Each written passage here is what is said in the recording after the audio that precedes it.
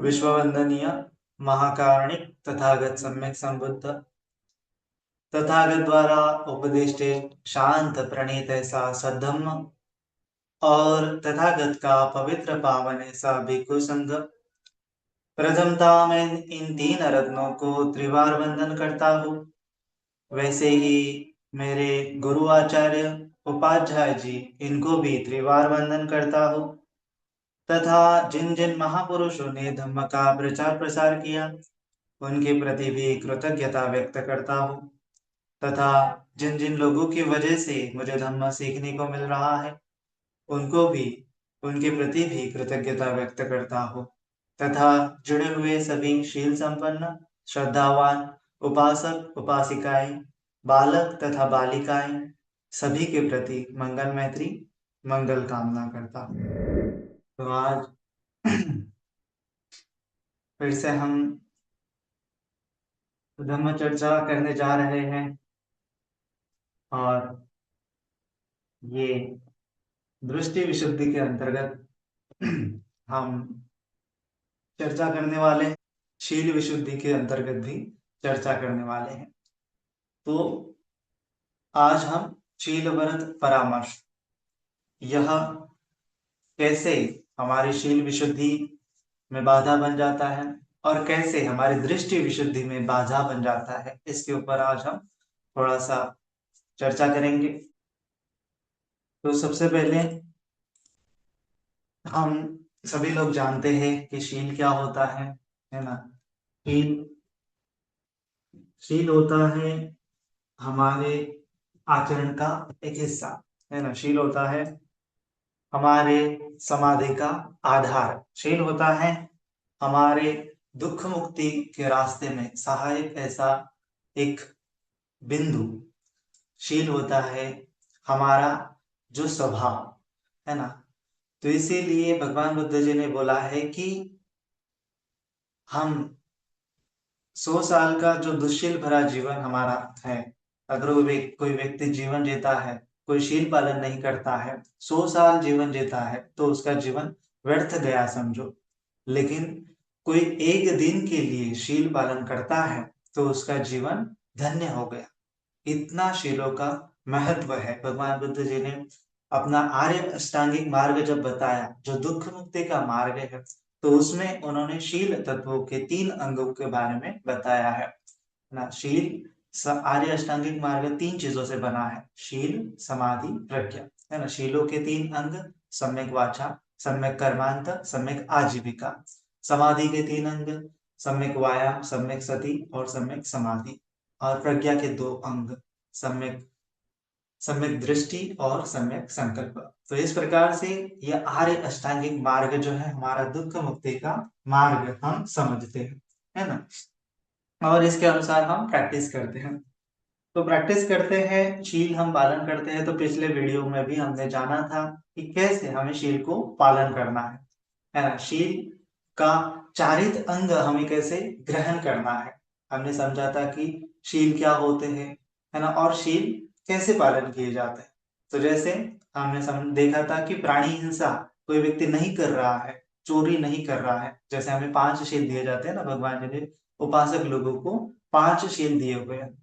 प्राणी हिंसा नहीं करना, प्राणातिपाता वेरमणि, अदीन्ना दाना वेरमणि, चोरी नहीं करना, कामेषु मिच्छाचारा वेरमणि, व्यभिचार नहीं करना, मुसावादा वेरमणि, झूठ नहीं बोलना, और सुरामेरय मज्जपमादठाना वेरमणि सिक्खापदं समादयामि। मतलब कि दो कच्ची दारू है, पक्की दारू है, नशा है, आमली पदार्थ का सेवन नहीं करना, नशा करने वाली चीजों का सेवन नहीं करना। तो ये 5 चीजों को नहीं करना, है ना। इसका मतलब ये पंचशील दिया हुआ है ना। तो ये पंचशील कब पालन होता है कि जैसे हमने देखा था कि कोई व्यक्ति केवल ये 5 चीजें नहीं कर रहा है, इसका मतलब वो शीलवान है, ऐसा नहीं कहा जा सकता, है ना। तो हमने इसको और विस्तारित ढंग से देखा था, है ना, कि जैसे हमने देखा था शील के 2 अंग, चारित अंग और एक वारित अंग, है ना। तो एक वारित अंग होता है शील का और एक होता है चारित अंग होता है शील का। ओके। तो हमने देखा था कि जैसे चोरी नहीं करना, है ना, ये नहीं करने के अंतर्गत क्या आ जाता है, वारित अंग मतलब आपको नहीं करना है ये सब चीजें, चोरी नहीं करना है, प्राणी हिंसा नहीं करना है ना, प्राणी हिंसा नहीं करना है। उसके बाद आपको व्यभिचार नहीं करना है,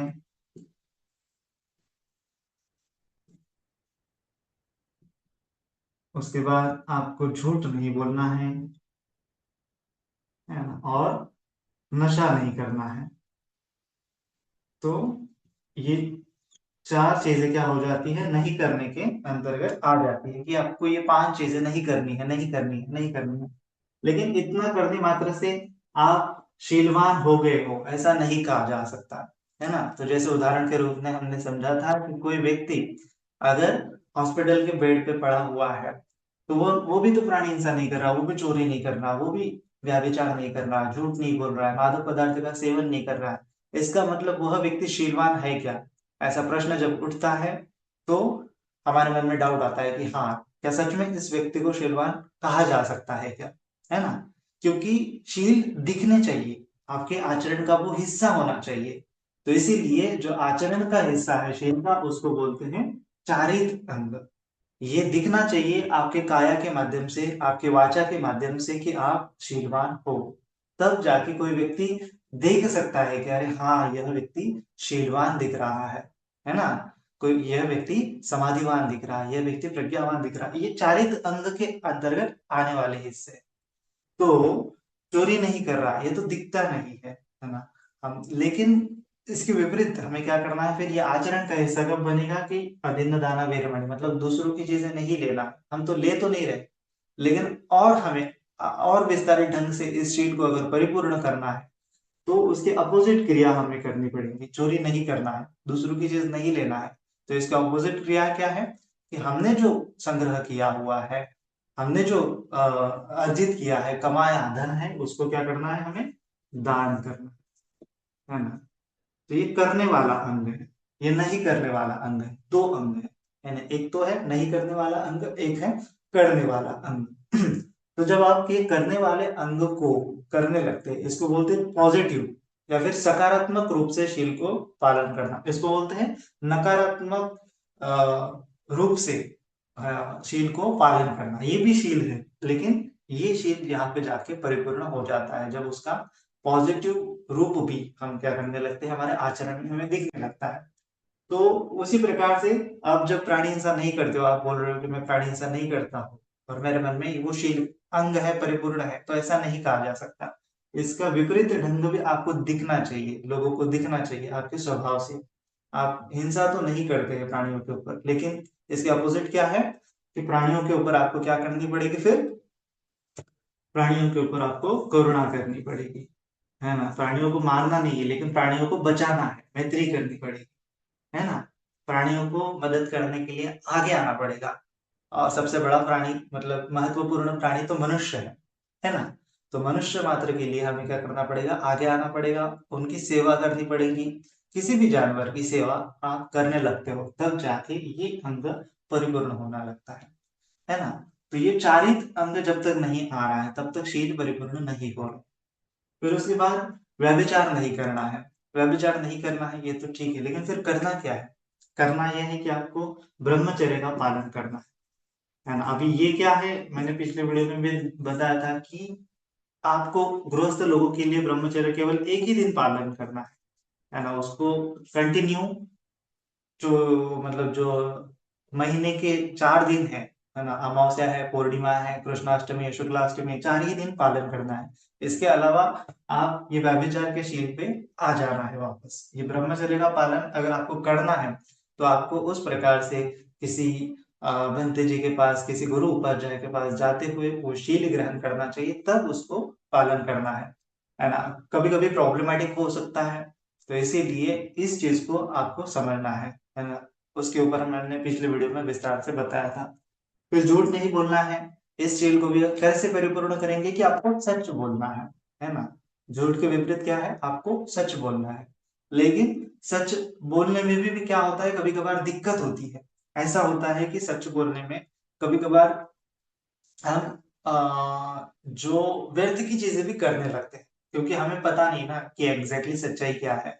तो इसीलिए भगवान बुद्ध जी ने ये सम्यक वाचा का तत्व हमें बताया है ना। सम्मा वाचा, सम्यक वाचा हमारी परिपूर्ण होनी चाहिए। तो सम्यक वाचा में क्या आ जाता है, चार चीजें आ जाती है। सम्यक वाचा में चार चीजें हैं। एक तो है मुसावादा वेरमणि, मतलब झूठ नहीं बोलना। उसके बाद पिसुणाय वाचाय वेरमणि सिक्खापदं समादयामि। पिसुणाय वाचा मतलब कि इधर की बात उधर नहीं बताना, है ना। कि कोई व्यक्ति किसी व्यक्ति के बारे में आपके पास कोई बात बोल रहा है, फलाना फलाना बुरी चीज बोल रहा है, तो आप उस जाके दूसरे व्यक्ति को बता देते हो, मतलब झगड़े लगाने का काम कर। आप बोलते कि नहीं मैं तो सच बोल रहा हूँ, उसने आपके आपके बारे में ये कहा था। तो ये चुगली करना है। तो ये चुगली करना भी क्या है, बुरी बात है ना। इसीलिए भगवान बुद्ध जी ने बोला है कि इधर के बाद उधर नहीं लगाना है ना। हमें मतलब नहीं कि कोई क्या कर रहा है, कौन क्या कर रहा है। हमें दूसरों की कल्याण की बातें बोलना है। दूसरों की कल्याण की बातें नहीं हो रही है तो आप चुप बैठना है, सबसे बेहतर है। सम्यक मौन पालन करना है। अगर दूसरों के कल्याण की बातें होती है तब जाके सम्यक वाचा तत्व आ जाता है। नहीं तो फिर हम संपप्पलाफा वेरमणि सिक्खापदं समादयामि, ये चीज भी क्या कर सकते हैं, हम ब्रेक कर सकते हैं। संपप्पलाफा का मतलब व्यर्थ की बकवास, है ना। संपप्पलाफा मतलब कि जो ऐसे प्रकार की वाचा, ऐसे प्रकार के हम भाषण बोल रहे हैं, ऐसे प्रकार के हम शब्द बोल रहे हैं कि जो यूजफुल नहीं है, उसका कोई मतलब नहीं बन रहा है ना। जैसे कि कट्टे पर बैठ जाते हैं और इधर उधर की बातें हो जाती है, इसने ऐसा किया उसने वैसा किया, लेकिन उससे सीख क्या लेनी है, खुद को करना क्या है, दूसरों को हम क्या सिखा पा रहे हैं, दूसरों के लाइफ में क्या अच्छे बदलाव उस चीज से हो रहे हैं। ये चीज छोड़ के हम क्या करते हैं, ढेर सारी बातें करते हैं, है ना। वो उधर मतलब खेलों की बातें होती है, लेकिन डेवलपमेंट की बातें नहीं होती है ना। मतलब फालतू की बातें होती है। जैसे हम देखते हैं ना किस प्रकार से मुद्दे हमारे संसद में उठ रहे हैं, लेकिन काम की बातें नहीं उठ रही है ना। तो इस प्रकार से हो जाता है। तो वो क्या है कि किसी के कल्याण की वाणी नहीं होती है। तो इसीलिए सम्यक वाचा का अर्थ क्या होता है कि करुणा से जो दूसरे की भलाई के लिए जो वाचा निकलती है उसको बोलते हैं सम्यक वाचा। तो ये चार अंग जब परिपूर्ण होते हैं, झूठ नहीं बोलना, उसके बाद इधर की बातें उधर नहीं करना, उसके बाद व्यर्थ बकवास नहीं करना, संपप्पलाफा वेरमणि सिक्खापदं समादयामि, और उसके बाद भरोसाय वाचाय वेरमणि सिक्खापदं समादयामि। मतलब सच है, लेकिन एकदम कठोरता से नहीं बोलना है। कठोरता से बोलेंगे तो दूसरों को हर्ट होता है, दूसरों को दुख होता है। तो दूसरों को जब दुख हो रहा है तो भी आपका शिर टूट जाता है वाचा का। तो इसीलिए दुखों को दूर, दूसरों को दुख पहुंचे इस हेतु से भी नहीं बोलना चाहिए। दूसरों को मेरी वजह से, मेरे शब्दों के माध्यम से दुख पहुंचे, इस प्रकार से भी हमें वाचा नहीं बोलनी है। माने कि सिंपल रूप में हमारे वाचा के पीछे क्या होना चाहिए, एक राइट इंटेंशन होना चाहिए, तब जाके हमारी सम्यक संकल्प पीछे होना चाहिए, तब जाके सम्यक वाचा निकलेगी। इसीलिए तीसरा तत्व है सम्यक संकल्प, सम्यक संकल्प के बाद सम्यक वाचा का तत्व भगवान जी ने आर्य अष्टांगिक मार्ग में बताया है। तो ये है। और उसके बाद जो नशा बदन नहीं करना है ना। कोई व्यक्ति नशा नहीं कर रहा है तो केवल उतना नहीं है, इनफ नहीं है, उसके आगे भी आपको बढ़ना पड़ेगा, है ना। तो बोला गया पमादित्थाना वेरमणि सूरा मेरय मज्ज पमादित्थाना वेरमणि सिक्खापदं समादयामि। तो पमादित्थाना मतलब क्या है, ये मूर्छा, मूर्छा की अवस्था है, बेहोशी का भरा जीवन है। नशा मतलब क्या है कि मदहोश, बेहोश, मोह की अवस्था है। तो हमें वो तो नहीं करने हैं, लेकिन क्या करना है, हमें होश की तरफ बढ़ना है। प्रमाद से हमें अप्रमाद की तरफ बढ़ना है, अप्रमाद, है ना। भगवान जी ने बोला ना अप्रमाद, वह धम्मा संखारा अपमादे न संपादे, लास्ट के भगवान जी के वचन है। तो अप्रमाद का अर्थ क्या हो जाता है, अप्रमाद का अर्थ होता है होश, अप्रमाद का अर्थ होता है अवेयरनेस, अप्रमाद का अर्थ होता है माइंडफुलनेस, जागरूकता, है ना, ज्ञान। तो इस प्रकार से ये अप्रमाद की तरफ हमें बढ़ना है, तो ही हम कह सकते हैं कि हाँ ये सूरा मेरे में जो प्रमाद ठाना से, प्रमाद से मैं अप्रमाद की तरफ बढ़ रहा हूँ, है ना। चोरी से मैं दान की तरफ बढ़ रहा हूँ, हिंसा से मैं मैत्री की तरफ बढ़ रहा हूँ, व्यभिचार से मैं ब्रह्मचर्य की तरफ बढ़ रहा हूँ, झूठ से मैं सम्यक वाचा की तरफ बढ़ रहा हूँ, प्रमाद से मैं अप्रमाद की तरफ बढ़ रहा हूँ। तब जाके आपका ये शील जो है परिपूर्ण होने लगता है, पंचशील, है ना। तो आपको पंचशील के ऊपर ज्यादा से ज्यादा फोकस करना है, उसको बहुत अच्छे से पालन करना है ना। तो ये शील का तत्व है ना। तो ये शील आज हमारा टॉपिक ये नहीं है ना। ये तो क्या है कि शील है, शील कैसे पालन करना है, लेकिन शील व्रत परामर्श अलग चीज है, उसको हम देखने जा रहे हैं, है ना।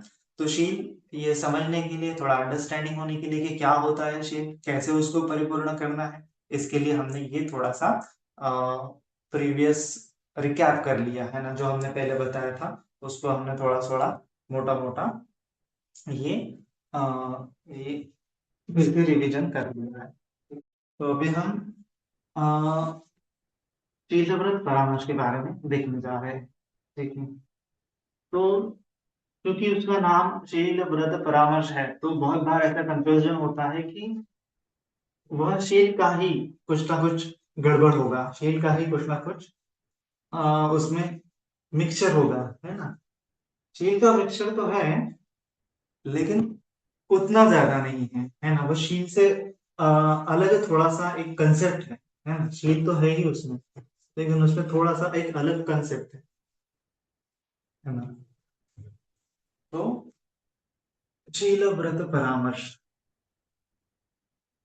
शील व्रत परामर्श है। हम्म।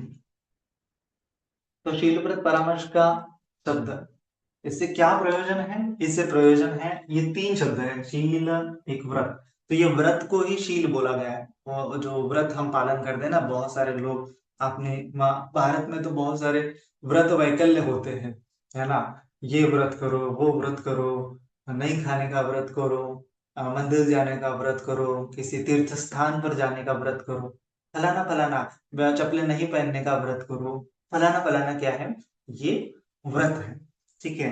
तो और ऐसे व्रत क्या करना है, परामर्श, परामर्श मतलब एक टोक पे लेके जाना है, एक छोर पे लेके जाना है, उसको एक तीव्रता के साथ पालन करना है, या फिर उसका परामर्श करना है, उसको लिमिट से ज्यादा बढ़कर, लिमिट से बाहर, मतलब वो लिमिट के बाहर जाके पालन करना है। ये दो अंग है ना। तो फिर व्रत परामर्श, अभी क्या है कि इसमें और एक समझने वाली बात है कि व्रत तो है, ऐसे नहीं कि जैसे भगवान जी ने भी क्या बताया है कि जैसे धुतांगशील बताया है ना। अष्टशील बताया है, भिक्षुओं के लिए 227 शील बताया है, भिक्षुणियों के लिए 311 शील बताए हुए हैं, और उसके साथ साथ धुतांग शील भी बताए हैं। तो ये सब शील है ना। लेकिन ये जो शील व्रत है ना, उसको परामर्श, परामर्श का मतलब क्या है, इसीलिए मैं बोल रहा हूँ कि ये शील से कम है, लेकिन ये कंसेप्ट के ऊपर ज्यादा फोकस है, तो इसीलिए हम आज उसी चीज को देखने जा रहे हैं। तो देखो, तो क्या है कि शील व्रत परामर्श मतलब कि ऐसी धारणा है, शील व्रत परामर्श मतलब क्या है, ऐसी धारणा है। धारणा समझते हैं आप, धारणा मतलब क्या है, धारणा मतलब मान्यता, विश्वास, है ना। ऐसी धारणा, ऐसा विश्वास कि ये करने से मेरा कल्याण हो जाएगा, ये करने से मुझे मुक्ति मिल जाएगी, है ना। एक आधी चीज करने से मुझे मुक्ति मिल जाएगी, ऐसी जब धारणा आ जाती है तब जाके वह चीज शील व्रत परामर्श बन जाती है ना। तो ये शीलों को ही मुक्ति का साधन मान लेना, शीलों को ही मुक्ति का साधन मानना मतलब क्या है, परामर्श, है ना। शील शील पालन करने से मुक्ति होगी ऐसा कभी भी नहीं है। मुक्ति के लिए शील पालन करने से, भगवान जी ने बताया कि दानं ददन्तु सद्दाय शीलं रक्षन्तु सर्वदा भावना भेदतावन्तु गच्छन्तु देवता गता, कि देवता लोक में जाया जा सकता है, लेकिन केवल शील पालन करने से कभी भी निर्वाण नहीं मिलने वाला है ना।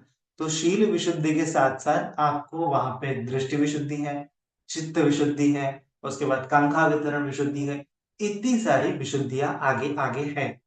उन विशुद्धियों का भी आपको ख्याल करना पड़ेगा, अदरवाइज ख्याल नहीं किया तो क्या हो जाता है, फिर वो शील व्रत परामर्श में गिर जाता है ना। वह चीज शील व्रत परामर्श से गिर जाता है। तो इसीलिए मुक्ति के लिए ऐसी धारणा की शील पालन करने से मुक्ति, केवल शील, है ना, केवल शील, और इस शील को एकदम व्रत के भाव में करना कि ये यही चीज अगर मैं करता रहूंगा, ये यही चीज मैं करता रहूंगा, तो उसको बोला जाता है व्रत। ऐसा ही एकदम हम फोर्सफुली करते हैं ना कि ऐसा ही करता रहूंगा, ऐसा ही करता रहूंगा, ऐसा ही करता रहूंगा, एकदम जबरदस्ती के साथ, तो मैं मुक्त हो जाऊंगा। जैसे भगवान जी ने भी किया था, या फिर उसके पहले जब मुक्ति मिलने के पहले एंड बोधि ज्ञान के पहले उन्होंने क्या किया था, ये कठोर था। उस समय में ये कठोर शरीर को बहुत टॉर्चर किया था, इस प्रकार की साधना करने से मुक्ति मिलेगी, नहीं खाने से मुक्ति मिलेगी, नहीं खाने से मुक्ति मिलेगी, तो एकदम खाने पीने का त्याग कर दिया था, है ना, एक टाइम का खाने से, वो एक दाना खाने से। कोई बोल रहा था कि हाथ पर तपश्चर्या करने से, कोई बोल रहा था एक पैर पर तपश्चर्या करने से मुक्ति मिलेंगी, कोई बोल रहा था पेड़ पे लटक के तपश्चर्या करने से मुक्ति मिलेंगी। तो ये व्रत, और उस व्रत को इतना करते जाना और समझना कि ये मुक्ति का मार्ग है, तो ये बन जाता है शील व्रत परामर्श, है ना। लेकिन मुक्ति क्या है? मुक्ति शील और व्रत परामर्श में, शील और व्रत में कभी भी मुक्ति नहीं है। मुक्ति के लिए आपको समझने के लिए बता रहे हैं कि मुक्ति के लिए आपको काम करना पड़ेगा, जैसे भगवान जी ने बोलता है, भगवान बुद्ध जी ने बताया कि आपको चित्त के ऊपर काम करना पड़ेगा। चित्त के ऊपर काम करने से ही आपको मुक्ति मिलेगी, क्योंकि चित्त ही बंधन में बंधा हुआ है। तो चित्त के ऊपर अगर आप काम नहीं करते हो, तब तक मुक्ति नहीं है ना। तो ये सबसे बेसिक अंडरस्टैंडिंग है, सबसे बेसिक प्रज्ञा है, भगवान बुद्ध जी ने दी है ये ज्ञान, सबसे बेसिक ज्ञान दिया है कि अगर आप चित्त के ऊपर काम नहीं करोगे तो कभी भी मुक्ति नहीं मिलेगी। इतना सिंपल है कि हम ये शील व्रत परामर्श में फंसने से बच जाएंगे, है ना। लेकिन ज्यादातर लोग क्या करते हैं, ये चित्त के ऊपर काम करने की बजाय वो व्रत को ही एक साधन मान लेते हैं, व्रत व्रत को ही अपने प्रैक्टिस मान लेते हैं, और उसको ही समझ लेते हैं कि मैं मुक्त हो जाऊंगा। तो ये कभी भी संभव नहीं हो जाएगा। तो किसी चीज को आप ऐसे ही पालन कर लेते हो बिना कुछ उसके आगे पीछे जाने, है ना, या फिर चित्त के ऊपर काम किए बिना, तो आप शील व्रत परामर्श में फंस जाते हो, है ना। तो शील व्रत परामर्श में फंसने का मतलब क्या है कि कोई व्रत है, कोई व्रत क्या है, आप जबरदस्ती आपके चित्त के ऊपर थोप रहे हो, जबरदस्ती ये चित्त के ऊपर घुसा रहे हो, ये शील पालन करने के लिए बहुत जबरदस्ती कर रहे हो, तो तब जाके भी शील व्रत परामर्श हो सकता है ना। ये शील कैसे होना चाहिए? शील बाहर से अंदर नहीं होना चाहिए, है ना। शील का पालन करने के लिए बाहरी जगत में जो आप क्रिया कर रहे हो, कर्म कांड कर रहे हो, बाहर से अंदर की तरफ यात्रा नहीं होगी। जब शील होगी, शील परिपूर्ण होगी, शील पालन हो रहे हैं, इसका मतलब क्या है, हमेशा अंदर से बाहर की तरफ होगी। अंदर से बाहर की तरफ मतलब क्या है? अंदर से बाहर की तरफ मतलब क्या है कि आपको अंदर से वो निकलना चाहिए, है ना। अंदर से वो निकलना चाहिए कि मुझे शील पालन करना है। या फिर अंदर से बाहर की तरफ मतलब क्या है कि जैसे एक और चीज से समझेंगे, एक और कंसेप्ट है इसमें कि ये शील व्रत परामर्श हमें पता ही नहीं है कि जैसे ये एक पैर पे साधना करने से मुक्ति मिलेंगे ऐसा कोई कहता है, लेकिन उसकी प्रोसेस ही नहीं पता है कि एग्जैक्टली क्या होगा, कि एक पैर के ऊपर हम साधना करेंगे, एक पैर के ऊपर खड़ा रहते 10 साल साधना करेंगे, तो उस हेतु के साथ, उस हेतु के कारण क्या फल आएगा, ये क्या प्रोसेस है, क्या होगा, चित्त में क्या बदलाव होगा कि मुक्ति मिल जाएंगी, है ना। ये बिना जाने जब हम करने लगते हैं, मतलब एक अंधविश्वास की तरह, है ना, एकदम मतलब आंख मूंद के उस चीज के ऊपर बिलीव कर लेते हैं कि यही हमारे मुक्ति का साधन है, तब जाके वो शील व्रत परामर्श हो जाता है ना। मतलब बिना हेतु प्रत्यय के, है ना, बिना हेतु प्रत्यय के शील को पालन करना, सिंपल रूप से क्या समझेंगे, पहला पहला यह है कि बिना हेतु प्रत्यय के शील को पालन करना मतलब शील व्रत परामर्श है ना। बिना हेतु प्रत्यय के, हेतु प्रत्यय तो पता है ना सभी लोगों को, हेतु प्रत्यय मतलब कि कॉज एंड इफेक्ट, बिना उसका सही रीजनिंग जाने हुए, सही कार्य कारण भाव जाने हुए, बिना हेतु प्रत्यय के क्या कर रहे हैं, हम किसी चीज पर विश्वास कर रहे हैं, तो वह चीज शील व्रत परामर्श में बन जाती है, वही शील व्रत परामर्श हो जाता है। तो ये केवल शील नहीं है ना, बिना हेतु प्रत्यय के आप किसी भी चीज के ऊपर विश्वास कर रहे हो, किसी भी चीज के ऊपर, चाहे वो शील है, चाहे वो कोई विचार है, चाहे वो कोई धारणा है, चाहे वो कोई मान्यता है, चाहे कोई कुछ भी हो, है ना। शील केवल शील नहीं, शील के अलावा भी जितनी चीजें है, कोई कंसेप्ट है, कोई धारणा है ना। किसी ने आपको कह दिया कि जाओ वो घर में आपका, जैसे वो कर्म कांड बताते हैं ना, भारत में तो बहुत चलता है कि ऐसा ऐसा करो तो आपके घर में डायरेक्ट क्या हो जाएगा, नोटों की बारिश हो जाएंगी। वो कछुआ जो है इस एंगल से उस एंगल में रखो, या फिर पूर्व दिशा की रखो, पश्चिम दिशा की तरफ रखो, आपका कल्याण हो जाएगा। मतलब कुछ हेतु प्रत्यय ही नहीं है उस चीज के ऊपर, है ना। वो ग्रहण आ जाएगा तो आपके ऊपर ये बाधा हो जाएंगी, फलाना हो जाएगा। वो सूर्य शनि वहां पे है, वो शुक्र वहां पे है ना। ये सब चीजें क्या है, ये कर्म कांड है। और उस कर्म कांड को हम मान रहे हैं बिना हेतु प्रत्यय जाने हुए। उसका कुछ हेतु प्रत्यय होता ही नहीं है बेसिकली। कि घर में वो कछुए की मूर्ति रखने से कुछ होने वाला नहीं है, आपके घर में वो पैसों की सोने की बारिश आने वाली नहीं है, ये कभी भी संभव होने वाला नहीं है। लेकिन जब उसकी मान्यता है तो हम क्या कर लेते हैं, उसमें फंस जाते हैं। ऐसा मान लिया हमने तो फंस जा रहे हैं। तो इस फंसने को ही बोलते हैं शीलव्रत परामर्श, है ना। ये क्या है, मिथ्या दृष्टि है। शीलव्रत परामर्श मतलब क्या है, मिथ्या दृष्टि, है ना। मिथ्या दृष्टि बोला गया है, भगवान जी ने क्या बोला उसको, मिथ्या दृष्टि, मिथ्या दृष्टि, है ना। मिथ्या दृष्टि, मिथ्या दृष्टि में क्या क्या आ जाता है, जैसे हम मिथ्या दृष्टि में जैसे आत्मा नहीं है फिर भी आत्मा मानना, उसको सक्काय दृष्टि बोलते हैं। फिर विचिकित्सा है, फिर शील व्रत परामर्श है। तो ये 10 संयोजन भगवान जी ने बताए हैं। तो सक्काय दृष्टि, विचिकित्सा, शील व्रत परामर्श, काम राग, रूप राग, सॉरी, काम राग, पटी, रूप राग, अरूप राग, उसके बाद मान, उसके बाद उद्धच्च, और उसके बाद अभिज्ञा। तो ये 10 प्रकार के संयोजन है। तो ये 10 प्रकार के संयोजन में हम फंस रहे, इसका मतलब क्या है, ये मिथ्या दृष्टि है। ये 10 संयोजन मतलब क्या है, मिथ्या दृष्टि है। तो ये मिथ्या दृष्टि में जब जब हम फंस जाएंगे तब तक मुक्ति संभव नहीं है ना। तो जिनकी ये मिथ्या दृष्टि गिर जाती है, वह व्यक्ति जो होता है श्रोतापन्न बन जाता है। तो श्रोतापन्न बनने के लिए पहले 3 मिथ्या दृष्टि गिरनी चाहिए। कौन सी, पहले गिरनी चाहिए सक्काय दृष्टि, विचिकित्सा, शील व्रत परामर्श। ये तीनों चीजें एक साथ गिरनी चाहिए। तीनों चीजें एक साथ गिर जाती है तो कोई व्यक्ति श्रोतापन्न हो जाता है। सक्काय दृष्टि, विचिकित्सा, शील व्रत परामर्श, है ना।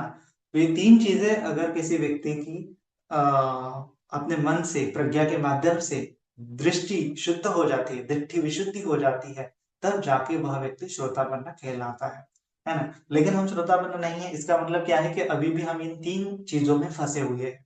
एक तो सत्कार दृष्टि, विचिकित्सा, शील व्रत परामर्श। और ये सत्कार दृष्टि है तो ये विचिकित्सा भी होती है, और ये है विचिकित्सा तो ये शील व्रत परामर्श में भी हो जाता है। तो इसीलिए इन तीनों चीजों के ऊपर अलग अलग प्रकार से काम करना पड़ता है। और वही हम जो है धीरे धीरे सीख रहे हैं कि कैसे इन चीजों के ऊपर हम काम करें, कैसे हमारे दृष्टि को विशुद्ध करें, कैसे हम इन मान्यताओं में नहीं फंसे, कैसे हम ये मिथ्या दृष्टि में नहीं फंसे, कैसे इस दृष्टि को गिरा दें, सम्यक दृष्टि को अंतर्मन में जगाए, है ना।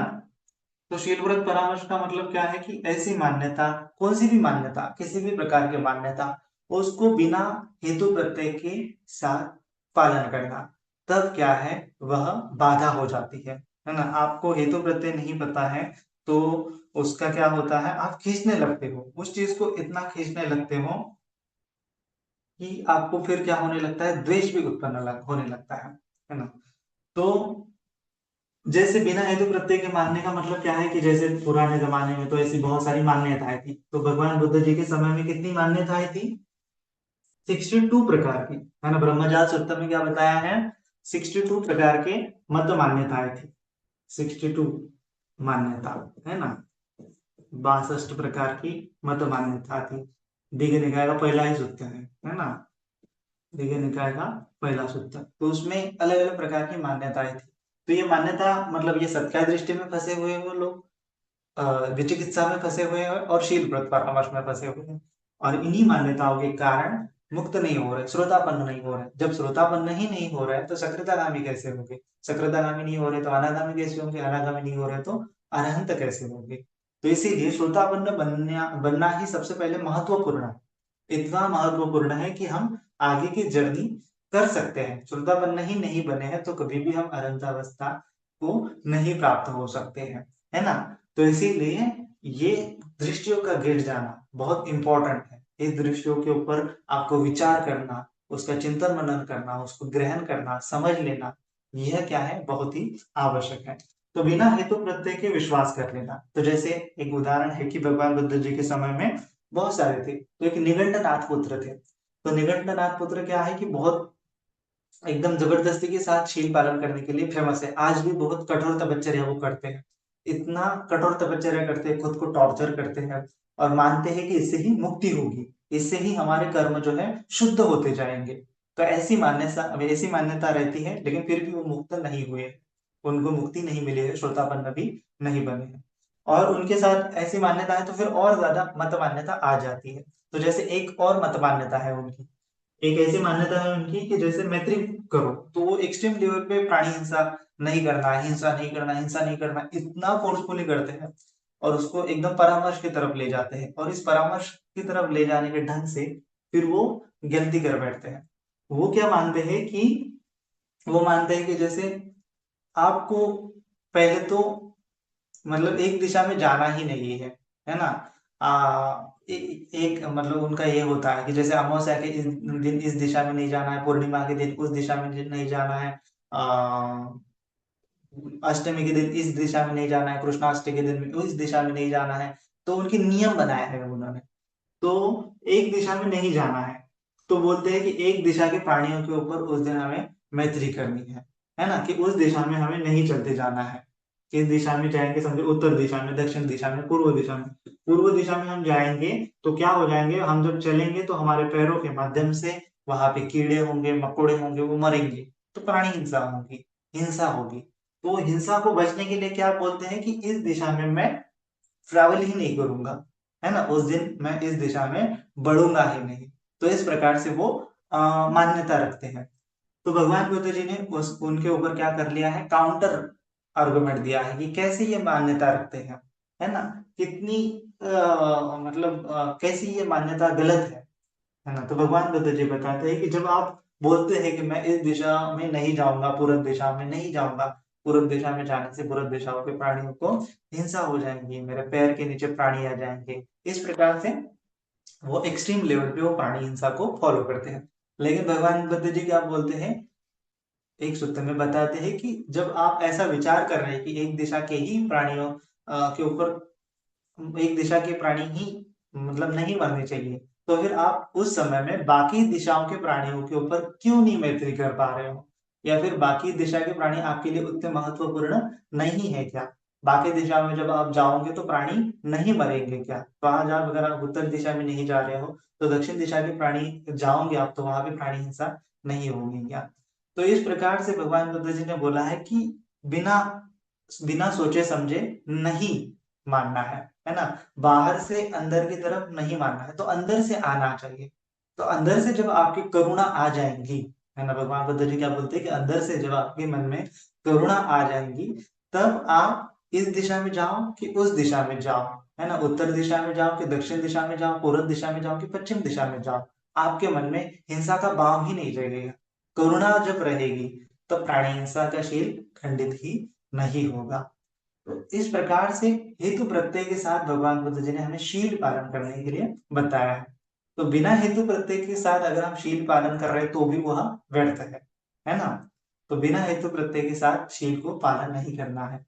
तो जो श्रोतापन्न होता है वह श्रोतापन्न जानता है कि क्या हेतु क्या प्रत्यय है कि मैं शील पालन कर रहा हूँ, क्यों मैं शील पालन कर रहा हूँ, और शील पालन करने से मुझे लाभ क्या होगी, शील पालन नहीं किया तो मुझे हानि क्या होगी, है ना। तो ये लाभ और हानि के साथ वो शील पालन करता है और अपने चित्त में वो शील को ग्रहण करता है, उसके शील खंडित ही नहीं होते, क्योंकि वो जबरदस्ती शीलों को नहीं पालन कर रहा है। तो इसीलिए हमें जबरदस्ती शीलों को नहीं पालन करना है। जबरदस्ती अगर हमने शीलों को पालन करना चालू कर दिया तो क्या हो जाता है, गड़बड़ हो जाता है। और ये बात केवल शीलों तक नहीं है लिमिटेड, यह बात किसी भी मत मान्यता को जबरदस्ती मानना, है ना, किसी भी मत मान्यता को जब तक वो समझते नहीं है तब तक उसको फोर्सफुली एकदम ग्रहण करने की चेष्टा करना। तो आपको क्या करना है, इसे फोर्सफुली नहीं करना है, फोर्सफुली करेंगे तो क्या हो जाएगा, आपके मन में द्वेष भाव उत्पन्न हो जाएगा, है ना। कि अगर आप किसी मान्यता को मान रहे हैं, है ना, तो मान्यता को मान रहे हैं, तो अगर एकदम एक्सट्रीम लेवल पे आपने उसको मान लिया, तो फिर जो व्यक्ति नहीं मानते हैं उस व्यक्ति के प्रति आपके मन में भी क्या हो जाता है, गुस्सा आने लगता है ना। गुस्सा आने लगता है कि जैसे आप मानते हो, जैसे पिछली बार में मैंने ये डिस्कस किया था, इस बार तो नहीं करना चाहता था, लेकिन कि जैसे बहुत बार होते हैं कि भिक्षु लोग शील पालन नहीं करते हैं, है ना, फलाना फलाना। तो अगर नहीं पालन करते हैं तो आपको क्या होता है कि उनको देख के गुस्सा आने लगता है फिर। तो ये गुस्सा नहीं आना चाहिए, है ना, ये गुस्सा नहीं आना चाहिए। तो गुस्सा अगर आ रहा है ना, क्यों आ रहा है आपको गुस्सा, क्योंकि आपको लग रहा है कि ऐसा ही होना चाहिए, आपको ऐसा लग रहा है कि ऐसा ही होना चाहिए, चीजें आपके ही अकॉर्डिंग होनी चाहिए। तो अगर आपके अकॉर्डिंग नहीं होता तो आपको गुस्सा आने लगता है। जैसे आज आजकल भाषा में देखेंगे तो धर्म संप्रदाय है, बहुत सारे हिंदू धर्म है, मुसलमान धर्म है। तो हिंदू धर्म वाले लोग बोलते हैं कि हमारे ही हिसाब से होना चाहिए, मुस्लिम लोग बोलते हैं कि हमारे ही हिसाब से होना चाहिए, है ना, हमारा ही जो गॉड है, अल्लाह है, वो एकमात्र है, तुम्हारा गॉड नहीं है, वो कल्पना है। तो वो ऐसी मान्यता है, और वो एक दूसरे की मान्यता अगर स्वीकार नहीं करते हैं, अस्वीकार हो जाती है, तो वहां पे फिर लड़ाई होती है, खून खराबे होते हैं, झगड़े होते हैं, दंगली होती है। तो ये क्यों हो रहा है, शील व्रत परामर्श को खींचने से, है ना। और अम, जब हम पालन करने लगते हैं, जैसे हम भी है ना, कि हम भी लोग जब शील पालन करते हैं, हम मेडिटेशन करते हैं, हम पंचशीलों का पालन करते हैं, लेकिन जो लोग नहीं करते हैं, तो उनको देख के आपके मन में गुस्सा नहीं आना चाहिए। उनको देख के अगर आपके मन में गुस्सा आ रहा है, अरे इसने भी ऐसा ही करना चाहिए, मैं ऐसा करता हूँ तो इसने भी ऐसा करना चाहिए, ये भाव भी क्या है, शील व्रत परामर्श है ना।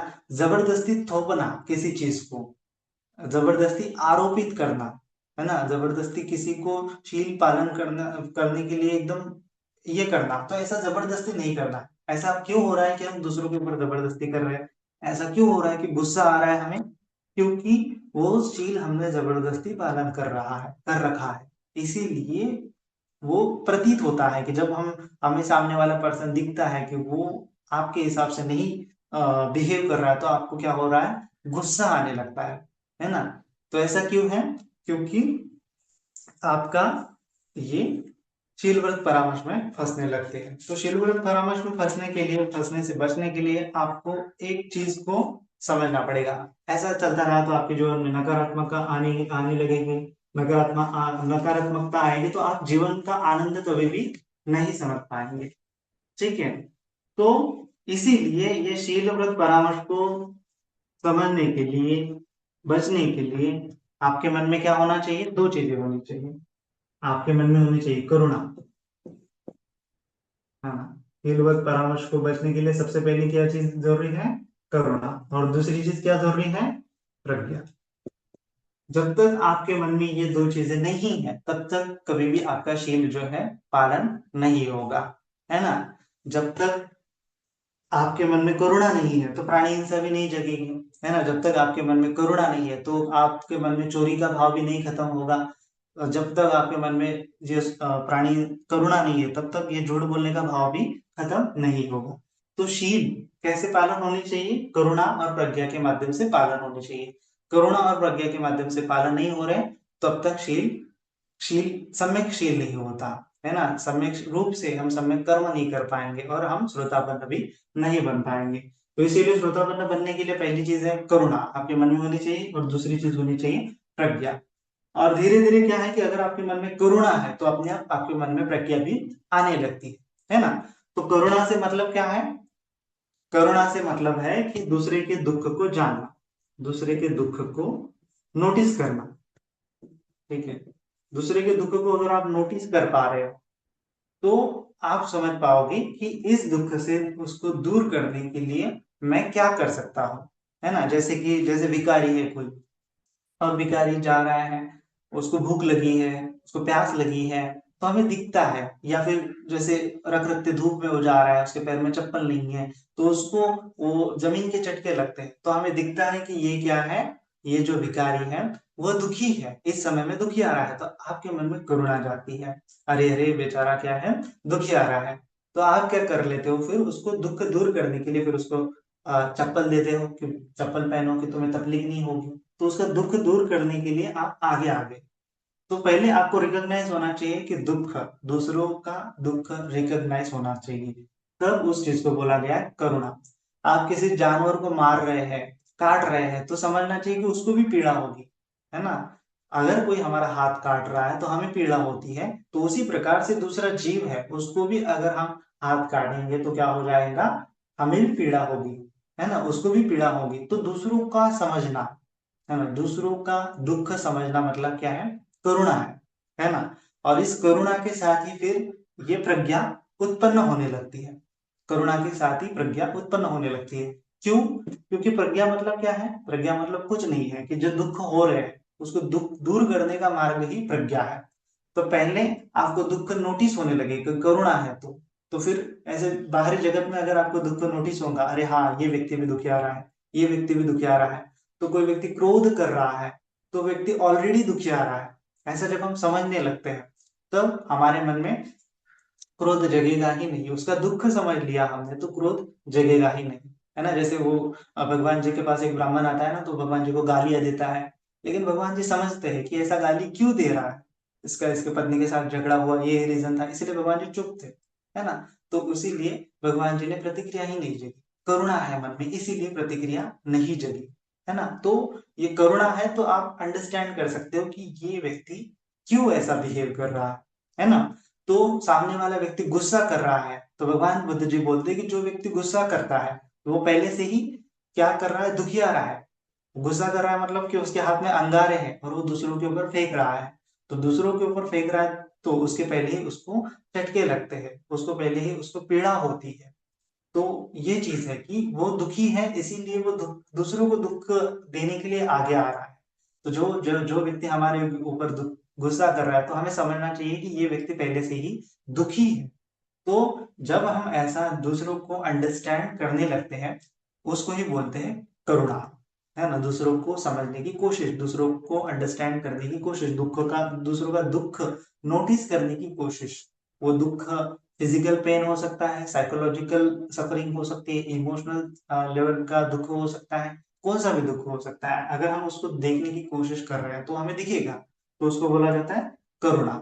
दिखेगा, अंडरस्टैंडिंग हो गया, फिर हम उसके ऊपर प्रज्ञा उत्पन्न होगी, अरे ये व्यक्ति ऐसा है तो हमें क्या करना चाहिए, फिर प्रज्ञा जागेगी कि कैसे मैं इसका दुख दूर करूं, है ना। तो ये प्रज्ञा, पहले करुणा, करुणा मतलब दुख को नोटिस किया, तो दुख को हम नोटिस करेंगे बाहरी जगत में, ये दुखी है वो दुखी है वो दुखी है, तो हमें क्या होगा, दुख आर्य सत्य प्रकट होने लगेगा, है ना। क्या होने लगेगा, बाहरी संसार में दुख आर्य सत्य प्रकट होने लगेगा।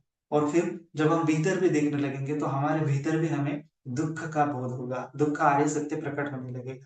दुख आर्य सत्य प्रकट हुआ तो दुख समुदय आर्य सत्य प्रकट होने लगेगा। दुख समुदय समझने लगा तो दुख निरोध आर्य सत्य समझने लगेगा। दुख निरोध समझ लिया तो दुख निरोध पटिपद गामिनी, ये चार आर्य सत्य का दर्शन हो जाएगा, प्रज्ञा खुल जाएंगी, तो ये करुणा की तरह से प्रज्ञा बहने लगेंगे, है ना। तो ये करुणा और प्रज्ञा तत्व है।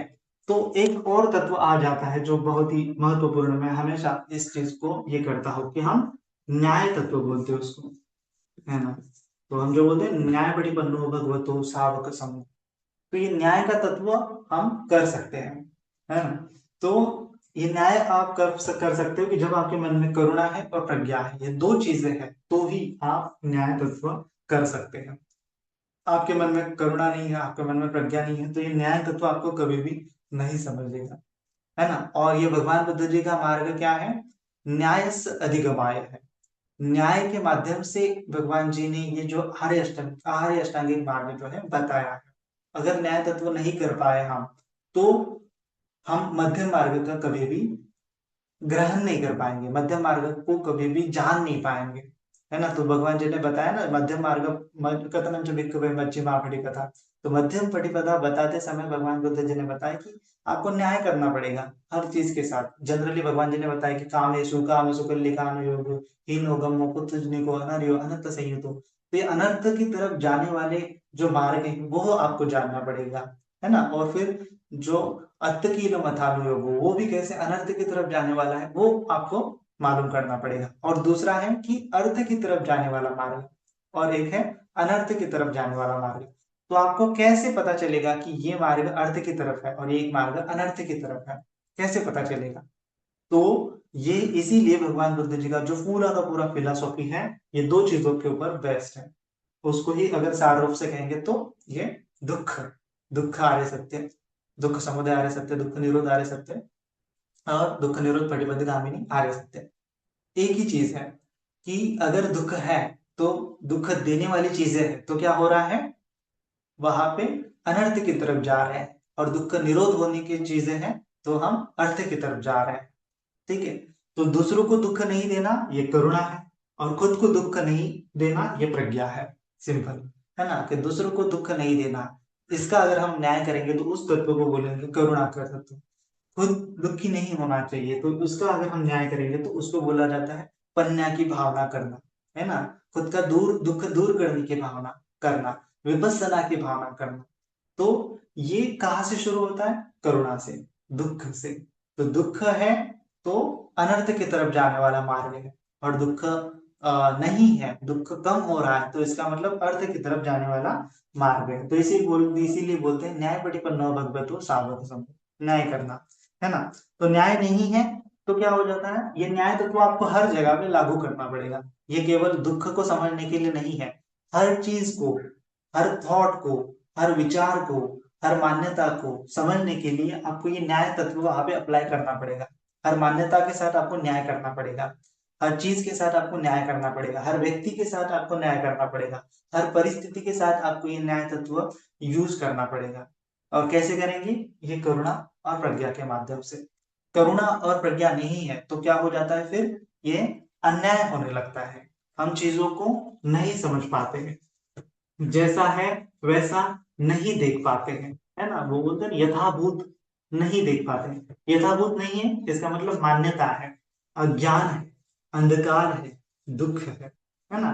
तो यथाभूत जानने के लिए ये न्याय तत्व का समझना आपको बहुत अनिवार्य है ना। तो ये नहीं है तो क्या हो जाता है, न्याय से अधिगमा, ये नहीं है तो फिर गड़बड़ हो जाती है। हम क्या समझने लगते हैं फिर, दूसरों को न्याय नहीं देंगे, दूसरों को न्याय नहीं देंगे तो हम क्या करते हैं, एक तरफ से दूसरों के ऊपर अन्याय ही कर रहे हैं, है ना। दूसरों को हम कम समझते हैं, हम दूसरों को अंडरस्टैंड नहीं कर पाते, हम दूसरों को कम देखते हैं, किसी विचार को कम ऐसे ही आ, वो कर लेते हैं, टाल देते हैं। जैसे ये है ना, एक कहानी ऐसी है, आपने वो सुनी होगी, कि जैसे क्या होता है कि हम बहुत बार डे टू डे लाइफ में जीते हैं तो हम खुद को श्रेष्ठ मानते हैं, दूसरों को कनिष्ठ मानते हैं, लेकिन हम प्रॉपरली ये न्याय नहीं कर रहे हैं। ये क्या है, वो भी प्राणी है, वो भी सत्व है, ऐसा हम समझ नहीं पा रहे, तो दूसरों के साथ अन्याय होता जाता है।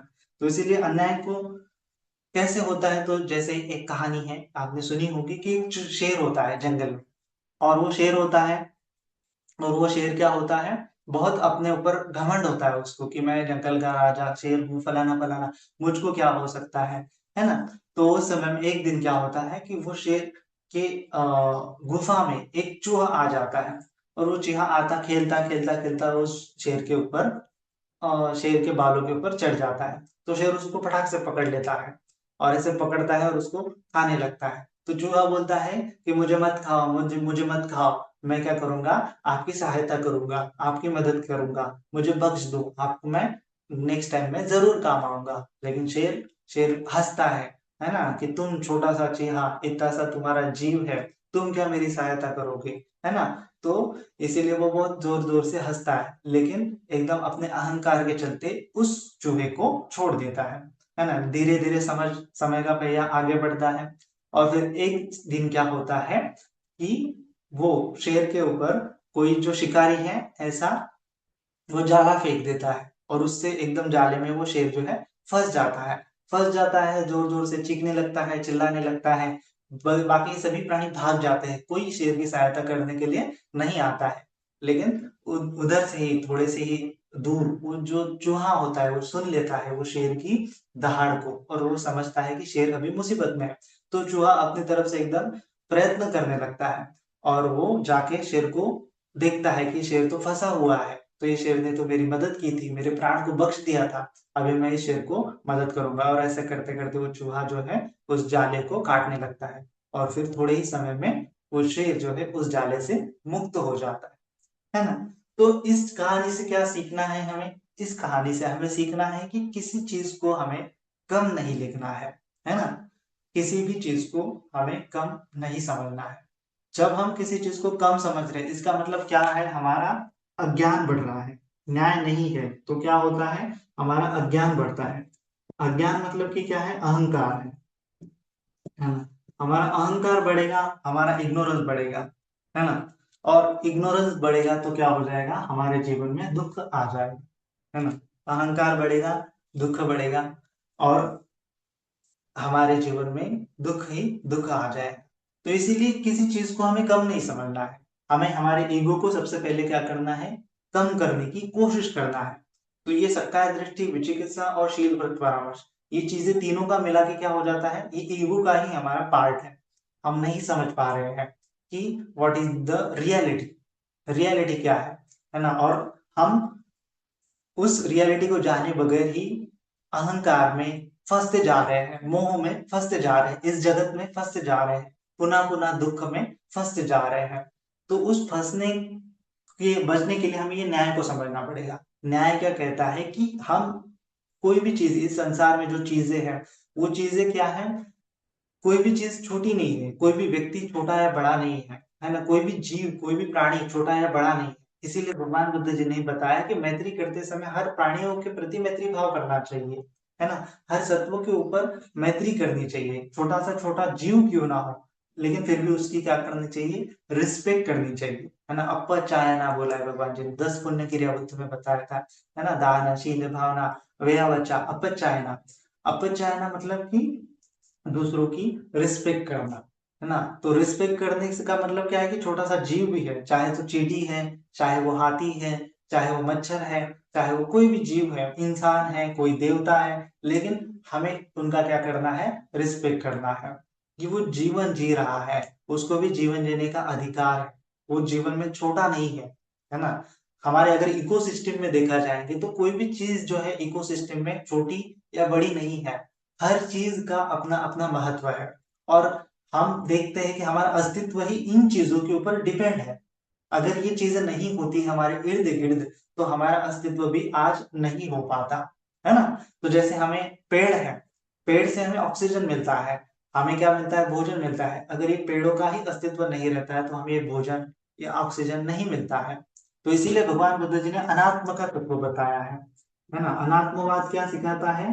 कि तुम तुम्हारा अस्तित्व को उठा के बहुत ऊंचा समझ रहे हो, बहुत अलग समझ रहे हो, लेकिन तुम्हारा अस्तित्व ऐसा कुछ है ही नहीं है ना। तुम्हारा स्वतंत्र अस्तित्व नहीं है, तुम्हारा अस्तित्व डिपेंड है दूसरी चीजों के ऊपर। तो जो अस्तित्व दूसरी चीजों के ऊपर डिपेंड है वह आत्मा कैसे हो सकता है? वो तो अनात्मा है ना। वो तुम नहीं हो, तुम्हारा नहीं है ना। वो तुम डिपेंड हो दूसरे चीजों के ऊपर, तो तुम कैसे कह सकते हो कि ये मैं हूं, मेरा है? तो ये मैं मेरे का भाव ही हमारे दुख का कारण बताया है। तो इसीलिए इस मैं मेरे भाव को कदम कम करने के लिए क्या करना पड़ेगा? न्याय को समझना पड़ेगा, है ना। और ये अज्ञान को दूर करना पड़ेगा, अहंकार को, इग्नोरेंस को दूर करना पड़ेगा। इग्नोरेंस को दूर करने का मतलब, अहंकार को दूर करने का मतलब कि दूसरों का रिस्पेक्ट करना, हर चीज का, हर सत्व का। तो जैसे कोई भी चीज छोटी नहीं होती, कोई भी चीज बड़ी भी नहीं होती, है ना। तो हर चीज का अपना एक महत्व है, इस संसार में हर चीज का अपना महत्व है। तो जैसे अल्बर्ट आइंस्टाइन ने बोला था कि अगर ये जो हम मधुमक्खी बोलते हैं ना, मधुमक्खी इतनी छोटी मधुमक्खी होती है, लेकिन अगर मधुमक्खियां एकदम से इस संसार से गायब हो जाए पृथ्वी ऊपर से, तो थोड़े ही सालों में पूरा मनुष्य जो प्रजाति है वो भी नष्ट हो जाएगी, है ना। ऐसा क्यों है? क्योंकि जो मधुमक्खियां है ना, वो क्या करती है? वो एक फूल से परागकण लेते हुए दूसरे फूल पर परागकण छोड़ती है, तो क्या होता है? वहां से फूल से फल बनता है ना। वो परागकण के मिलन से ही क्या होता है? फूल की वजह से फल बनता है, उस फल फूल को हम खाते हैं, है ना। अगर वो मधुमक्खियां ही नहीं बनेंगी तो फल ही नहीं बन पाएंगे, हम एप्पल ही नहीं खा पाएंगे। मधुमक्खियां नहीं है तो एप्पल बन ही नहीं पाएगा। तो इतना महत्व है इस छोटे से मधुमक्खी का, लेकिन हम उसकी रिस्पेक्ट नहीं करते हैं, है ना। तो इसीलिए हमें ये रिस्पेक्ट का भाव आना चाहिए। रिस्पेक्ट का भाव नहीं आ रहा है तो क्या हो रहा है, हमारा अज्ञान जो है बढ़ता बढ़ता बढ़ता चला जाएगा, और जितना अज्ञान बढ़ता चला जाएगा उतना प्रज्ञा कम है, उतना न्याय तत्व कम है, उतनी करुणा कम है, उतना दुख ज्यादा है। तो इसीलिए ये हर चीज का हमें रिस्पेक्ट करना है, ठीक है। तो कोई भी चीज को अगर हम बिना रिस्पेक्ट किए ये करेंगे तो क्या हो जाएगा, हम ये इस चीज के चलते दूसरों को हम जैसे रिस्पेक्ट नहीं करते, अलग अलग ढंग से रिस्पेक्ट होती है, रिस्पेक्ट करने के भी अलग अलग ढंग होते हैं। केवल उनका अस्तित्व नहीं है, लेकिन उनके विचार भी होते हैं, तो उनके विचारों की भी रिस्पेक्ट करना, है ना। उनके विचारों की रिस्पेक्ट करते हुए हमें क्या कर सकते हैं, उनके ऊपर थोपना नहीं है किसी चीज को, है ना। दूसरों के विचारों का रिस्पेक्ट नहीं करेंगे तो हम क्या करेंगे, हमारे विचार उनके ऊपर थोपने की कोशिश करेंगे, और ये थोपना ही क्या है, शील व्रत परामर्श है। चाहे वो विचारों का थोपना हो, चाहे वो शीलों का थोपना हो, चाहे वो किसी भी चीज का थोपना हो, मतलब एकदम जानबूझ के, एकदम कठोरता के साथ, एकदम अन्यायपूर्ण ढंग से उस चीज को थोपना, तो वह क्या हो जाता है, शील व्रत परामर्श के अंतर्गत आ जाता है। तो ऐसे ही हम क्या होंगे कि दूसरों की रिस्पेक्ट नहीं कर रहे, इसका मतलब क्या है, हमारे अंदर नकारात्मकता बढ़ेगी, है ना। हम दूसरों को दूसरी चीजों, मतलब आपको क्या हो जाएगा कि बहुत सारी चीजें आपको प्रतिकूल लगेंगी, आपके जीवन में ऐसा लगेगा कि आप लाइफ को एंजॉय नहीं कर पाओगे। ये चीज नहीं समझी आपने, छोटा बड़ा इस ऐसा ही भेदभाव भेदभाव चलता रहा तो दुख ही दुख बढ़ता रहेगा, ठीक है। तो इसीलिए ये तत्व है। एक चीज है कि अहंकार, ये अहंकार अज्ञान में अगर रहेंगे तो ये चीज आगे आगे बढ़ जाती है, तो इसको बोला जाता है कि हम मोह में फंसते चले जाते हैं, है ना। मोह में फंसते चले जाते हैं, तो इसकी वजह से, अहंकार की वजह से क्या हो जाता है, हमारा जो कामेशु काम सुकल्य काम योग, जैसे भगवान बुद्ध जी ने बोला था ना कि एक तो है कि कामेशु काम सुकल्य काम योगो हीनो गम्मो पुत्थ जनिको अनर्यो अनर्थ सहितो, है ना। हीनो गम्मो पुत्थ जनिको अनर्यो अनर्थ सहितो, हीन है, हीन है, गम्य, हीनो गम्य, पोथो जनिको, पृथुजन, पोथो जनिको, पोथो जनिको। तो ये क्या है, अहंकार से अगर हम जीवन जी रहे तो ऐसा कैसा है, हीन पूर्वक है ना? हीन मतलब इस जीवन का कुछ मीनिंग नहीं निकलने वाला है ना। इस जीवन से कुछ अर्थ नहीं निकलने वाला, ये निरर्थकता की ओर जा रहा है। गम्य मतलब कि गांव में, गांव में मतलब अन्यायपूर्ण ढंग से है, गांव में मतलब सीखने वाला दृष्टिकोण नहीं है, गांव में मतलब उचित ढंग नहीं है। पुत्तुजनी को मतलब वो तो है ही, अनार्यो है ना, अनार्यो, अनार्यो मतलब कि सही नहीं, अनुकूल नहीं है, गलत है, उचित नहीं है ना, अनार्य है, उससे कुछ अर्थ नहीं निकलने वाला है, सार्थक नहीं होने वाला है जीवन में से।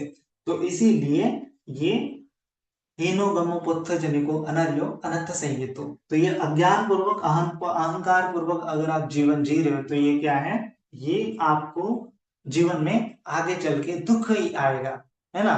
तो जैसे जो शेर जो है उस चूहे को क्या समझ रहा है, छोटा समझ रहा है, ऐसे ही हम किसी को छोटा, किसी को बड़ा, किसी को ब्लेम करेंगे, किसी को मारेंगे, किसी को काटेंगे, किसी की रिस्पेक्ट नहीं करेंगे, तो ये मोह चल रहा है, ये क्या है, मोह है। और हम इसको समझ नहीं पा रहे, रिकॉग्नाइज नहीं कर पा रहे, है ना। रिकॉग्नाइज नहीं कर पा रहे तो वो क्या हो जाता है, हमारा जीवन जो है दुखमय कराता है, क्योंकि आगे चल के आपको ठेस पहुंचने वाली है। जब आप मोह से एकदम आंखें बंद करके चलोगे तो आगे आपको ठेस पहुंच जाएगी, आपको पीड़ा होगी, दुख होगा, है ना। तो इसीलिए ये मोह क्या है, गलत चीज है। फिर दूसरी चीज आती है चिलव्रत परामर्श में कि ये हो गया एक चीज, और दूसरा हो गया है, ये न्याय तत्व को समझने के लिए आपको सबसे पहले करुणा, है ना, ये चीज क्या हमने देखी है, करुणा की दूसरों की रिस्पेक्ट करना, है ना, करुणा, दूसरों की रिस्पेक्ट करना। अभी एक और चीज है प्रज्ञा, है ना। न्याय तत्व में कौन सी चीज है, प्रज्ञा। तो इसमें कैसा है, दो चीजें हैं, एक तो है मोह अहंकार युक्त इग्नोरेंस युक्त जीवन लेना, तो वो कामेषु काम सुकल्लिकानु हीनो गमो पुत्र जिनको अनर्यो अनंत संहिता के अंतर्गत आ जाता है। तो फिर भगवान बुद्ध जी ने बोला था कि मेरा मार्ग ये काम सुख का मार्ग नहीं है, मेरा मार्ग ये हीन मार्ग नहीं है, अनार्य मार्ग नहीं है ना। और दूसरा ये है कि भगवान बुद्ध जी ने बोला है कि अत्तकील मथानु योग, है ना। कामेषु काम सुकल्लिकानो योगो, और दूसरा है अत्तकील मथानु योगो। तो ये है कामेषु काम सुकल्लिकानो योगो, काम सुकल्लिकानु योगो, कामेषु काम सुकल्लिकानु योगो, और दूसरा है अत्तकील मथानु योगो, अत्तकील मथानु योग। वैसे तो ये एक ही शब्द है, अत्तकील मथानु योग। अत्तकील मतलब खुद को तबलीग करते हुए आप क्या कर रहे हैं, साधना कर रहे हैं। खुद को तबलीग करते हुए आप साधना कर रहे हैं, है ना। तो कौन सी साधना, वो कौन सी भी साधना हो सकती है, वो समाधि की साधना हो सकती है, प्रज्ञा की साधना हो सकती है, या फिर शीलों की भी साधना हो सकती है। तो खुद को तकलीफ पहुंचाते हुए भी करते हैं आप शील पालन। और एक है कि कामेषु काम सुकल्लिकानु योगो, उस समय में भी ऐसे प्रकार से अगर आप अहंकार के मोहभूत होते हुए, अहंकार के साथ, आसक्ति के साथ शील पालन कर रहे हो, तो भी क्या हो रहा है, ये एक न्याय तत्व के अंतर्गत नहीं आ रहा है। ये हो रहा है मध्यम मार्ग नहीं है, मध्यमा प्रतिपदा नहीं है। सम्यक रूप से शील आप समझ नहीं पा रहे, सम्यक रूप से आप किसी चीज को नहीं समझ पा रहे, मध्यम मार्ग नहीं जाना है अभी तक, है ना। इसका सीधा सीधा अर्थ क्या है, मध्यम मार्ग नहीं जाना है। तो अहंकार से, अज्ञान के साथ, उच्च नीचता के साथ, मोह के साथ अगर जीवन जिएंगे तो उसको बोला गया कामेषु कामसु कल्लिकानु योग, है ना। तो इसको बोला है कि दूसरों की रिस्पेक्ट नहीं करना है। ये बाहरी जगत में आपको बहुत आ जाता है, खुद का एग्जिस्टेंस को उठा के बड़ा समझना, है ना, ये आ जाता है। सत्ता दृष्टि के अंतर्गत भी आ जाता है, खुद का एग्जिस्टेंस को बड़ा करके समझना। और अत्तकील मथानु योग में क्या हो जाता है, फिर खुद का एग्जिस्टेंस छोटा करके समझना। तो ये दोनों भी अर्थ से आपका मुक्ति का मार्ग नहीं हो पाएगा। ये दोनों के अंत में ही क्या हो जाता है, मध्यमा पटिपदा है ना, मध्यमा पटिपदा है। तो कैसे समझेंगे मध्यमा पटिपदा मतलब क्या है। मध्यमा पटिपदा मतलब है ये दोनों का बीच वाला रास्ता, है ना, इन दोनों के बीच वाला रास्ता। तो एक तो ये समझ, ये तो ये क्या है कि काम सुखों का जीवन समझ लिया, काम सुखों का जीवन, उसके साथ साथ आपके विचारिक लेवल पे, वैचारिक लेवल पे भी ये है कामेषु कामसु कल्लिकानु योगो। वैचारिक लेवल पे भी ये है अत्तकील मथानु योगो, है ना। ये जो वैचारिक लेवल पे है, आपका जो थॉट चल रहा है, जो थॉट चल रहा है उसके पीछे भी काम सुकल्लिकानु योग है, उसके पीछे भी अत्तकील मथानु योग है। और यही चीज है शील व्रत परामर्श। आपके थॉट के पीछे जो भाव चल रहा है ना, आपके थॉट के पीछे जो भाव चल रहा है, मोह का चल रहा है क्या, लोभ का चल रहा है क्या, है ना, फिर उसके बाद है द्वेष का चल रहा है क्या, अत्तकील मथानु योग, सप्रेशन का चल रहा है क्या, जबरदस्ती का चल रहा है क्या। तो ये है अर्थकील मथानु योग। शरीर के लेवल पे भी है, वेदना के लेवल पे भी है, चित्त के लेवल पे भी है, और थॉट के लेवल पे भी है। हर लेवल पे ये मध्यमा पटिपदा है। मध्यमा पटिपदा नहीं है तो यह दो चीजें होती है, दो चीजें होगी तो दुख ही दुख है। यहाँ पे दुख का आपको पता नहीं होगा लेकिन आएगा, मोह में आएगा जाएगा। लेकिन यहाँ पे आपको दुख का पता होगा, लेकिन आप उसको कहोगे कि नहीं, यही, यानी इसको ही ढोते रहना है। इस प्रकार से दोनों अंग जो है उचित नहीं है। तो मध्यम मार्ग क्या कहता है फिर, है ना, मध्यम मार्ग क्या कहता है कि किसी भी चीज के साथ, है ना, मध्यम मार्ग मतलब क्या है, न्याय मार्ग है। मध्यम मार्ग क्या है, न्याय का मार्ग है ना। ये दोनों क्या है, किसी भी चीज को आप, किसी कोई चीज हो, है ना, चीज हो, कोई व्यक्ति हो, कोई चीज, व्यक्ति, कोई वस्तु, कोई परिस्थिति, परिस्थिति, कोई विचार, कोई धारणा, कोई भावना, इन सभी में ये न्याय तत्व आना चाहिए। अगर ये इन सभी में न्याय तत्व नहीं आ रहा है, तब तक ये दो ही चीजें चलती रहेंगी, कामेषु काम सकल योग और अत्त कीलो मथान योग, है ना।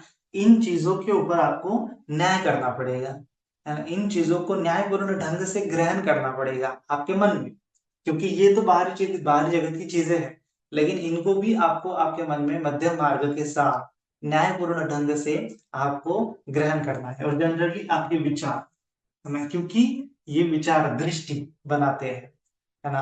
और इसी दृष्टि के साथ हम किसी चीज को बुरा मान लेते हैं, किसी वस्तु को बुरा मान लेते हैं, किसी व्यक्ति को बुरा मान लेते हैं, किसी परिस्थिति को बुरा मान लेते हैं, किसी भावना को बुरा मान लेते हैं। तो आपका पूरा खेल आ जाता है आपके विचारों के ऊपर, है ना। आपके विचारों के ऊपर, और इन विचारों के पीछे भाव कौन सा है, ये दो भाव, है ना। एक तो कामेषु कल्लिकानु और एक होगा अत्त कीलमथानु योग। तो ये सत्कार दृष्टि के साथ ये दोनों चीजें बनती हैं, तो ये दोनों चीजें भी घातक है। तो कैसे जानेंगे कि हमारे विचार जो है सही है या फिर गलत है, या फिर जो हम पालन कर रहे हैं, या फिर जिसका चीज का हम अभ्यास कर रहे हैं, कैसे जानेंगे कि वो चीज जो है सही है, या फिर किसी शील को हम फॉलो कर रहे हैं, तो कैसे जानेंगे कि वो शील जो है उचित है, या फिर प्रॉपरली फॉलो कर रहे हैं, या फिर इम्प्रॉपरली फॉलो हो रहा है। तो इसका एक ये है कि एक थोड़ा सा मैंने आपको बताऊंगा, ठीक है।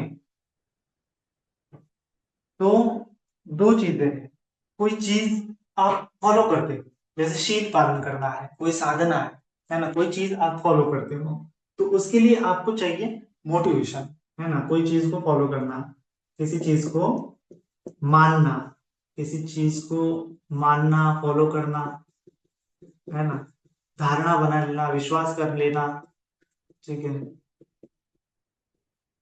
आप क्यों फॉलो करते हो कोई चीज को, किसी चीज को मानते हो, है ना। आप मानते हो कि अरे हाँ ये या फिर मुझे शील पालन करना चाहिए, है ना, या फिर मुझे साधना करनी चाहिए, है ना। तो आप क्यों फॉलो करते हो उसको, उसको फॉलो करने के लिए, साधना करने के लिए आपके पीछे मोटिवेशन होना चाहिए, है ना, प्रेरणा होनी चाहिए। हम बोलते हैं ना प्रेरणा, प्रेरणा, उसको इंग्लिश में बोलते हैं मोटिवेशन। किसी काम को करने के लिए आपको मोटिवेशन होना चाहिए। तो जैसे शील पालन करने के लिए भी आपको मोटिवेशन होना जरूरी होता है, ठीक है। तो आप चाहे प्राणी हिंसा का शील पालन करो, चोरी का, किसी भी चीज का शील पालन करो, मेडिटेशन का हो, या फिर आपको जितने विनय बताए जाते हैं, अच्छी चीजें बोल सकते हैं, बुरी चीजें बोल सकते हैं, कोई भी चीज आपको फॉलो करने के लिए आप उसके पीछे होनी चाहिए प्रेरणा, है ना, एक मोटिवेशन होना चाहिए, होता है, होना चाहिए नहीं, होता ही है। नहीं है तो उस चीज को आप फॉलो नहीं करते हैं, ठीक है। तो शील व्रत परामर्श के ऊपर या फिर शील के ऊपर अगर हम समझेंगे, तो शील पालन करने के पीछे भी क्या होता है, एक मोटिवेशन होता है ना। जैसे लोग साधना क्यों करते हैं, बहुत सारे, भगवान जी के समय में भी, भगवान बुद्ध जी के पहले भी बहुत सारे लोग, बहुत सारे तपस्वी, बड़े बड़े तपस्वी हो गए हैं, सालों साल साधना किया करते थे। तो वो साधना करते थे, है ना, साधना करते थे, लेकिन कौन सी साधना उचित है, कैसे न्यायपूर्ण ढंग से हम साधना कर सकते हैं, कभी भी नहीं पता है। तो क्या होता है, साधना करने के लिए दो चीजें हैं। एक, लोग मुक्ति पाने के लिए साधना करते हैं, है ना, जनरली क्या होता है, मुक्ति पाने के लिए साधना करते हैं। एक होता है कि हमें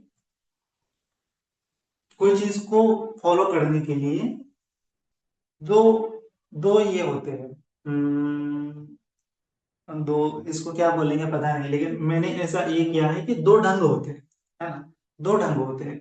एक मोटिवेशन के दो ढंग होते हैं। एक ढंग होता है कि, एक होता है कि आप जैसे जीवन में आपको, आपके जीवन में दुख आ रहा है ना, तो आप क्या करते हो कि मेरे जीवन में दुख नहीं आना चाहिए, है ना, मेरे जीवन में दुख नहीं आना चाहिए, या फिर मैं नरक में नहीं गिरना चाहिए, या फिर मैं अपाय गति में नहीं गिरना चाहिए, है ना, या फिर मैं मेरे जो दुख दर्द है, पीड़ा है, उसको ध्यान में रखते हुए आप जब इस प्रेरणा के साथ शीलों को फॉलो करते हैं, आप इस प्रेरणा के साथ ध्यान को करते हैं, आप इस प्रेरणा के साथ साधना करते हो कि मुझे नहीं नरक में जाना है, नहीं दुख में गिरना है ना, तब उस उस प्रेरणा को हम बोलेंगे, उस मोटिवेशन को बोलेंगे एक निगेटिव पुश बोलते हैं, है ना। ये थोड़ा सा मैंने ही ये किया है, negative push. Okay, negative push मतलब क्या है कि नीचे से ये नकारात्मक चीजें आपको पुश कर रही है साधना करने के लिए, नकारात्मक चीजें आपको पुश कर रही है, मतलब दुखदायक, निगेटिव मतलब दुखदायक चीजें आपको पुश कर रही है कि ऐसा मत करो, है ना। आप शील पालन करो, अपाय में गिरोगे, है ना। अपाय में नहीं गिरना है तो शील पालन करो। एक नकारात्मक फोर्स है, वो आपको प्रेरित कर रहा है कि आप शील पालन करो, पुश कर रहा है ना। तो ऐसा होता है। और एक होता है सकारात्मक ढंग। सकारात्मक ढंग क्या होता है मोटिवेशन का? सकारात्मक ढंग मतलब सकारात्मक चीजें, ये करने से मुझे क्या मिलेगा, मतलब मुझे निर्वाण मिलेगा या फिर मुझे सुगति मिलेगी, मुझे देवता लोक में जाऊंगा, इसीलिए मैं शील पालन करता हूँ। तो जो बाहरी चीजें हैं, देवता लोगों की चीजें हैं, वो आपको क्या करती है, पुल करती है, आपके मन को खींचती है कि उधर आपको जाना है, तो उसको बोलते हैं पुल। मैं क्या बोलता हूँ उसको, पुल। ठीक है, तो ये पॉजिटिव पुल है, ये आपको प्रेरित करता है कि अरे हाँ, मुझे वहां सुगति में जाना है, मुझे निर्वाण में जाना है, और आपके सामने वो आपका लक्ष्य होता है, और आप वो चीज को फॉलो करते हैं। ठीक है, एक होता है निगेटिव पुल और एक होता है निगेटिव पुश और एक होता है पॉजिटिव पुल, है ना। तो इसमें क्या होता है कि ये दो चीजें आपको हमेशा रहती है कि जब जब भी आप कोई विचार करोगे, जब जब भी आप किसी चीज को मानोगे, कोई धारणा होगी, तो उसके पीछे दो चीजें होगी। एक तो उस धारणा को आप नेगेटिव पुश करते हुए साधना आगे आगे करोगे, और एक होता है पॉजिटिव पुल करके साधना आगे आगे करोगे, है ना। तो ये दोनों चीजें में ये है। तो इसमें क्या होता है, जैसे पॉजिटिव पुल में उदाहरण हम देखेंगे कि जैसे बहुत सारे लोग क्या मानते हैं कि वो कर्म कांड, मिथ्या धारणा, इस चीज पे विश्वास क्यों रखते हैं?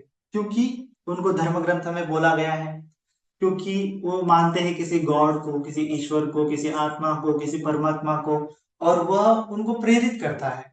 वो गॉड का विचार, है ना, किसी आत्मा का, परमात्मा का विचार उनको प्रेरित करता है कि वो उसको सामने रखते हुए कि अरे हाँ, ये मुझे गॉड मिल जाएगा, गॉड मिल जाएगा, गॉड मिल जाएगा, ऐसा करने से मुझे गॉड मिल जाएगा, ऐसा करने से मुझे गॉड मिल जाएगा। और वह चीज क्या करने लगते हैं, फिर रिपीटेडली करने लगते हैं। तो वो अपने गोल को ध्यान में रखते हुए वो चीज को बहुत ज्यादा पुल करते हैं, वो जो गॉड का कंसेप्ट है उनको शील पालन करने के लिए पुल करता है। तो ऐसा अगर है तो क्या होता है कि केवल मान्यता है, केवल मान्यता है, और वो चीज मान्यता उनको खींच रही है, उकसा रही है कि आप एक पैर पे ऊपर साधना करो, आप समंदर में डूब के साधना करो, आप रख रखते धूप में साधना करो, तो आपको गॉड मिल जाएगा, है ना। एक प्रकार से क्या है, ये उनका गॉड का कंसेप्ट उनको पुल कर रहा है, खींच रहा है, और उनके अलावा, इस पुल के अलावा उनको कुछ पता ही नहीं, है ना। ये खिंचाव, उसके अलावा उनको साधना क्यों करनी है पता ही नहीं, है ना। तो साधना क्यों करनी है, ये क्लियर होना चाहिए। ये अगर क्लियर नहीं है तो शील व्रत परामर्श में गिर जाते हैं, है ना। तो हमें क्या करना है कि साधना क्यों करनी है, ये पुल और पुश क्यों करना है, या फिर कैसे करना है, ये पुल और पुश कैसे करना है, ये अगर हमें पता चल जाता है तो जाके हम शील व्रत परामर्श में नहीं फंसते हैं। एक तो गॉड का कंसेप्ट है, और दूसरा है कि जैसे आप ये है ना कि शीलों को पालन करना है, जबरदस्ती, एकदम जबरदस्ती करते हो, शीलों को पालन करना है, शीलों को पालन करना है, या फिर एकदम आप उसको खींचते हो, एकदम खिंचाव के साथ, एकदम तनाव के साथ, एकदम जबरदस्ती के साथ, है ना। एक तो क्या है, एकदम सप्रेशन के साथ, है ना। इसको बोला गया है अत्तकील मतानुयोग। और एक होता है कि आप एकदम लाइटली लेते हो, है ना, कुछ मतलब ही नहीं है, तो वो क्या है, कामेसु कामस्य कल्लिकाम योग। तो ये दोनों चीजें क्या है, उचित नहीं है, क्योंकि आप आपके हिसाब से खींचने की कोशिश करोगे, ये आपके हिसाब से पुल होगा, आपके हिसाब से पुश होगा, तो ये आपके हिसाब से नहीं होना चाहिए। ये पुल और पुश, अगर आप इसका कोऑर्डिनेशन नहीं बन पाया तो क्या हो जाता है ये मध्यम मार्ग नहीं समझ में आता है। तो मध्यम मार्ग का मतलब क्या है कि इन दोनों का सही ढंग से अर्थ निकालना, है ना। सही ढंग से अर्थ निकालना। सही ढंग से अर्थ निकालने का मतलब क्या है कि तब आप आपके जीवन में दुख नहीं होगा, है ना, आपके जीवन में दुख नहीं होगा। तो जैसे आपको तो ये पता है कि ये नहीं करना है, नहीं करना है, नहीं करना है, लेकिन करना भी आपको क्या है वो भी आपको पता होना चाहिए। जैसे पहले ही आपकी लेक्चर की शुरुआत उसी से हुई थी, है ना। तो केवल नहीं करना है, नहीं करना, इस चीज पे फोकस भी नहीं करना है। क्या करना है, उस चीज के ऊपर भी आपको फोकस करना है। क्या नहीं करना है वो भी आपको पता होना चाहिए, और क्या करना है वो भी आपको पता होना चाहिए। तब जाके मध्यम मार्ग आपको मिलने लगता है। अदरवाइज क्या होगा कि मध्य मार्ग कभी भी नहीं मिलेगा। ठीक है, तो आपको इस हिसाब से क्या करने हैं, या चीजों को सीखना है। ठीक है, लेकिन बहुत सारा बार हम क्या करते हैं, इन चीजों के ऊपर ध्यान नहीं देते हैं, और हम शील वर्ग परामर्श में फंसने लगते हैं। दूसरी एक और चीज है शील वर्ग परामर्श में फंसने के लिए कि हम क्या करने लगते हैं,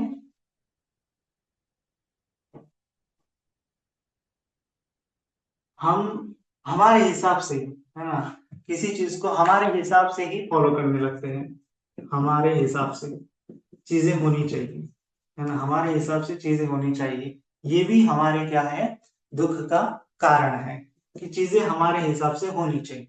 ये हमारे दुख का कारण है। शीलव्रत परामर्श मतलब क्या है कि मैं मान रहा हूं, मतलब वो हमने किसी चीज को, धारणा को मान लिया, तो वो धारणा बाहरी नहीं हो रही है अभी, वो धारणा आपकी हो गई है। कोई व्यक्ति किसी ईश्वर आत्मा पे विश्वास रखता है तो वो बाहरी चीज नहीं है, वो उसके अंदर की चीज है ना। आप निर्वाण के ऊपर विश्वास रखते हैं, आप मुक्ति के ऊपर विश्वास रखते हैं, तो ये अंदर की चीज है। तो अभी ये मुक्ति कैसे मिलेगी, आप आपके हिसाब से आपको ये फाइंड आउट करना पड़ेगा, है ना। और इस फाइंड आउट के चक्कर में ही क्या हो जाता है, फिर गड़बड़ होने लगती है।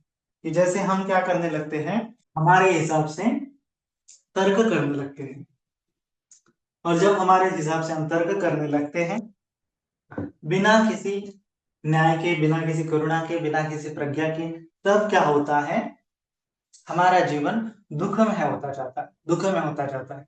ठीक है, तो दुख में होगा, तो इससे क्या होगा, जैसे हमारे हिसाब से मतलब क्या है कि जैसे हम, कोई खेल चल रहा है, जैसे क्या है कि कोई खेल चल रहा है, जैसे फुटबॉल का खेल होता है ना, कबड्डी का खेल होता है, और टेनिस वगैरह कोई भी खेल होता है।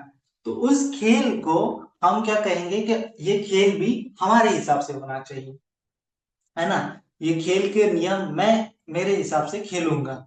तब क्या होगा, उस समय में आप उस खेल को एंजॉय नहीं कर पाओगे, है ना। आप उस खेल को क्या हो जाएगा, आपके लिए दुख भरा हो जाएगा, है ना। जैसे फुटबॉल का खेल है, या फिर जैसे टेनिस का खेल है ना, जैसे टेनिस का खेल है।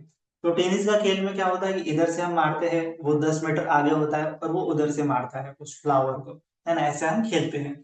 लेकिन अगर हम सोचेंगे कि मेरे हिसाब से होना चाहिए, है ना, हम क्या कहेंगे कि मेरे हिसाब से खेल होना चाहिए, और आप कहोगे कि मेरे हिसाब से नहीं होगा, तो मैं उसको छोड़ूंगा, मैं इसको नहीं मानूंगा, मैं इसको नहीं खेलूंगा। जैसे आप कहोगे कि नहीं, सामने वाला इंसान जो है 10 किलोमीटर आगे रहना चाहिए, और मैं यहाँ से खेलूंगा, है ना, मैं यहाँ से मारूंगा, और आपने भी वहां से मारना चाहिए। तो हम क्या करेंगे, अगर हमारे हिसाब से चीजों का तर्क निकालने लगेंगे, चीजों को ग्रहण करने लगेंगे, तो भी क्या हो जाएंगी, कठिनाइयां होती है, और तो भी क्या होता है, दुख होता है। और ऐसे ही हम हमारे तर्कों के ऊपर ही क्या कर रहे हैं, इस जीवन को जी रहे हैं, है ना। मैंने पिछले वीडियो में भी बताया था कि हर एक व्यक्ति के जीवन का एक तत्व ज्ञान होता है, जैसे बाबा साहेब आम्बेडकर जी ने बोला था। तो हमारा भी हमारे हिसाब से एक तत्व ज्ञान बनता है, लेकिन अगर वह उचित नहीं है तो हमारे दुख का कारण बनेगा, है ना। और वही ऐसे ही हम कर रहे हैं, मतलब ये शीलव्रत परामर्श मतलब क्या है कि हमने हमारे जीवन का एक तत्व ज्ञान बना लिया है, और उसके हिसाब से हम जी रहे हैं, है ना। ये केवल शीलों की बात नहीं है, ये आपके विचारों की भी बात है ना, ये आपके स्वभाव की बात है, ये आपके आचरण की बात है ना, ये पूरे आपके एग्जिस्टेंस के ऊपर आपकी क्या राय है, इसकी बात है ना। तो इसीलिए शील व्रत परामर्श केवल शीलों तक लिमिटेड नहीं है, ये आपके पूरे अस्तित्व तक फैला हुआ है, इसका फैलाव। और जहां जहां आपका तर्क है वहां वहां ये शील व्रत परामर्श फैला हुआ है ना। इस लेक्चर के माध्यम से मैं यही समझाना चाह रहा हूं कि आपका तर्क भी अगर फंसा हुआ है, अगर तर्क भी आप अपने हिसाब से कर रहे हो, तो भी क्या हो रहा है, वहां पे शील व्रत परामर्श बन सकता है, बन जाता है ना। और आपका जीवन दुख भरा हो जाता है। तो हम हमारे हिसाब से हमेशा तर्क कर लेते हैं, और हम हमारे हिसाब से चीजों को मानते हैं, और हम चाहते हैं कि हमारे हिसाब से चीजें होनी चाहिए। तो ये चाहत ही हमारे दुख का कारण है, हमारे हिसाब से चीजें होनी चाहिए, है ना। तो चाहत हमारे दुख का कारण है। तो ये चाहत थॉट लेवल पे भी डेवलप हो जाती है, ये आपको फाइंड आउट करना पड़ेगा, है ना। जैसे क्या होता है कि वो लोमड़ी की कहानी आपने सुनी होगी ना, वो लोमड़ी होती है और वो अंगूर खाने के लिए देखती है, अंगूर तो बहुत अच्छे लग रहे हैं, बहुत अच्छे लग रहे हैं, और अब क्या कर लेते हो फिर, वो अंगूर वो खाने के लिए उठती है, लेकिन उसका मुंह नहीं पहुंच पाता। तो फिर वो 2-3 बार ट्राई कर लेती है, नहीं पहुंच पाता, तो वो छोड़ देती है उस चीज को, और कहती है कि फिर अंगूर खट्टे हैं, है ना, और इसीलिए मैंने नहीं खाए। तो बाकी के सभी जो जानवर है उसके ऊपर हंसने लगते हैं, उसकी मजाक उड़ाते हैं। तो वो लोमड़ी की तरह ही हम जीवन जी रहे हैं, हम चालाकी से तर्क कर रहे हैं, चालाकी से खोज निकाल रहे हैं कि कैसे मैं क्या करूं, मतलब हम चीजों को अपने हिसाब से मोड़ रहे हैं, चालाकी से मोड़ रहे हैं, है ना। और इसी चालाकी में क्या हो जाता है, फिर आगे चल के हमें दुख आने लगता है। इस खेल को भी हम इस चालाकी से खेलने की कोशिश कर रहे हैं कि चीजों हमारे हिसाब से होनी चाहिए, लेकिन हमारे हिसाब से नहीं होती है चीजें। और आपको समझना पड़ेगा कि हर खेल के नियम होते हैं, उस नियम के बाहर वो खेल है ही नहीं। हर चीज की लिमिटेशंस होती है, उस लिमिटेशंस के बाहर वो चीज है ही नहीं। तो ये नियम को समझना, लिमिटेशंस को समझना ही क्या है, प्रज्ञा का अंग है। और यही से न्याय तत्व की शुरुआत होती है कि कोई भी चीज छोटी या बड़ी नहीं होती है, उसकी मर्यादा है। तो उस मर्यादा को आपको समझना पड़ेगा कि ये चीज कितनी इंपॉर्टेंट है, ये चीज कितनी महत्वपूर्ण है ना।